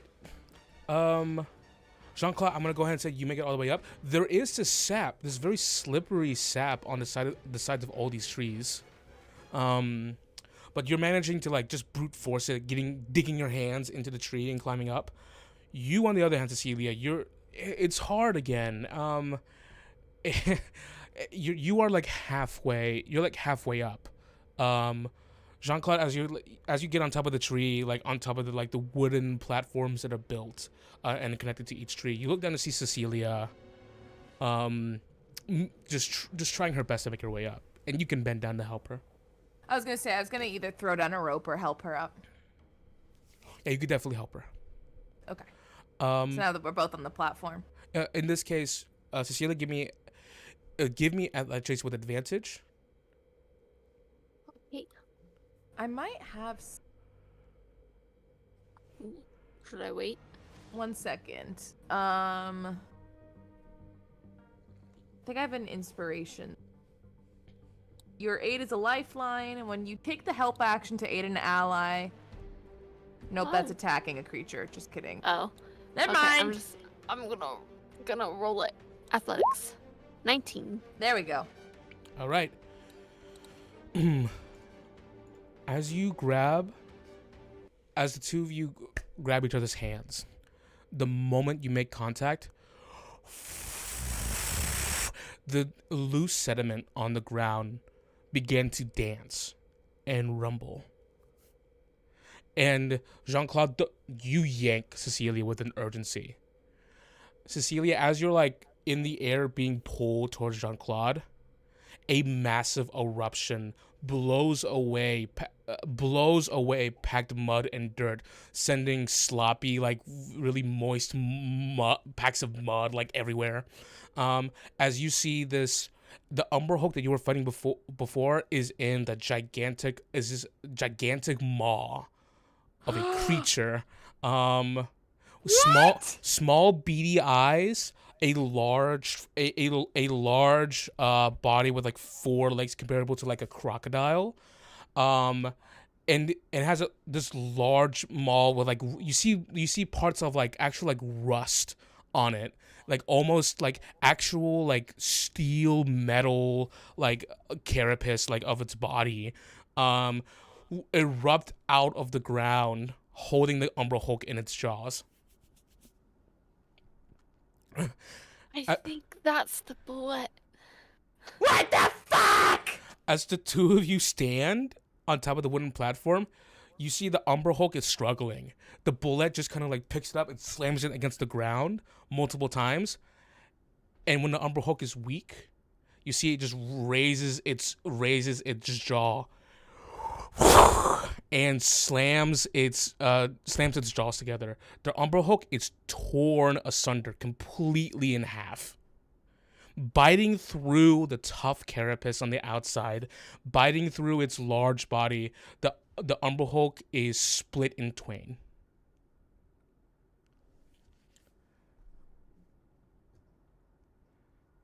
Are there bridges connecting the platforms? Yes, you can get away Can from we? this. I would say I just grabbed Cecilia's hand and we're booking it. And then as you're booking it away, as the bullet is enjoying its very nice meal, Holy shit! you begin to make your way around the wooden platforms of the streets, and you hear a ribbit, ribbit, ribbit. You see hiding behind one of the trees on one of the platforms you're going to. You see a bullywug, not a bullet, a bullet. You see a bullywug who's like gesturing for you. Ribbit, ribbit, ribbit, ribbit. Oh yeah, we're booking it. Yeah. When it sees that you come over, it just goes ribbit, ribbit, and it turns around and it begins to waddle down the platform. Yeah. We're not taking any chances. As the two of you escape the land shark, being guided by a genuinely concerned looking bullywug, as you run off into the night after escaping 2 monstrosities. The second one, Jesus. Mero shows up. Hey guys, it's me. That's where we're ending today's. That is where we're gonna end today's session. I feel it in my bones. Get it?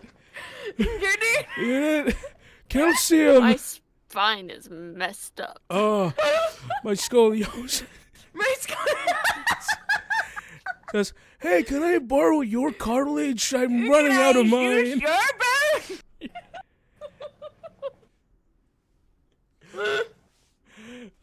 Albert said, "Go give the bullet a hug." Maybe next time. Friend, If I had a nickel for every time there was a bullet and an Umber Hulk together in one of Timmy's games.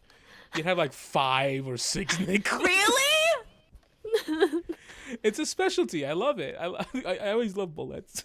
Usually it's a first. He usually puts a bullet in the first session. That was like a thing for a while. Yeah. Not forever. That was a long time ago. We were like, oh yeah, first session bullet every time. They're just so endearing to me. I love them. What do they look like? Oh, they're cute. I'm sure they're not. They're disgusting. Is it a cat? No. In a way. How do you spell it? Bullette. Then look up the Umber Hulk. Oh yeah, the Umber Hulk is unfriend shape. Actually, the bullet kind of looks like a Pokemon. You see? Yeah, it's kind I of. kind of enjoy it. He's kind of cute. And then Umber Hulk. Sorry, guys, I'm just looking for context. Okay, the Umber Hulk can die. The Umber Hulk can die many different deaths. The bullet can stay. If you guys want to tame the bullet and have it as a traveling companion, I will do it. Umber Hulk's paralyzed, don't they? Oh, do they? If you failed that save, or is it stun or something? I believe it's like confusion. It's like the spell confusion. So you roll a 1d8 and you do something on those d8s. Yeah, so that could have been bad. but you Could have succeeded. been You're safe. bad. Yay! And then he missed everything. There are some things we don't have to bring up. He looked We like don't an got- Aaron. It does look like a Pokemon. Well, that was we are back, baby. Back, baby! Woo! After another 2 weeks. I was gonna say in another 2 weeks we're back. Just to give everyone the official announcement, we are because of some business that we gotta attend to, we are gonna be out of Lanya for the next 2 weeks. But next week we got something coming up with me and Emma. Woo! We'll be live. Yeah, we're gonna be live with some Tangled Blessing by Cassie Mothwin. Timmy, maybe you can invite someone the next week and do something with a guest. Yeah, maybe. I should talk about that off stream, not on stream probably. We've got lots of fun things coming. We have so many things that we are very excited to play All around. right, with. lottery play ticket. with. Chat, guess the number from 1 to 10. I did this earlier and you said pick 4. That was in cards. They don't get to pull cards. They don't deserve that. JT says 4. How about you, Albert? You don't get. You don't get. You don't get to 3's my lucky number. pick one. 8 or 3. 5. Oh wait. No, we're which one switching is numbers. it? 4 or 5? You guys can't pick 2 numbers. What if they both pick 2 numbers and it's fair, right? No. JT picked 4, 5, and 10. You picked JT 3 picked numbers? 8. Has No it one on the understands third option? anything. Since he said no to 8. It was 3 because it was Jenny's favorite number. I thought it would be, yeah. All right, you get like a prize or something. I don't know. Are you You gonna get a run D&D prize. for him? I could send you a personalized voice clip of me singing the Adventures League. $50. It's the adventure song. MP3. Yeah, Albert, you get $50. Please, he says.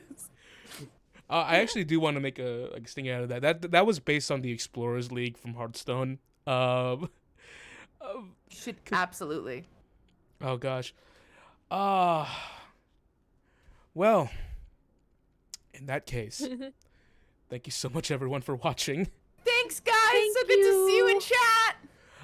It was so good to see you all guys again. Psych. Sorry, I almost looked like a cater. I almost. Can't You slip didn't up. forget us. Can't slip Oh. up as the lore weaver. Can't Oh. slip up. Thank you for coming back after 3 months, guys. Thank you all so much. And I hope you come genuinely. back in 3 weeks. We'll see you guys soon. We're getting smaller, and it's gonna be 3 days and then 3 hours between sessions. Hey. All right, everyone. Y'all be good. Good night. Bye. Bye.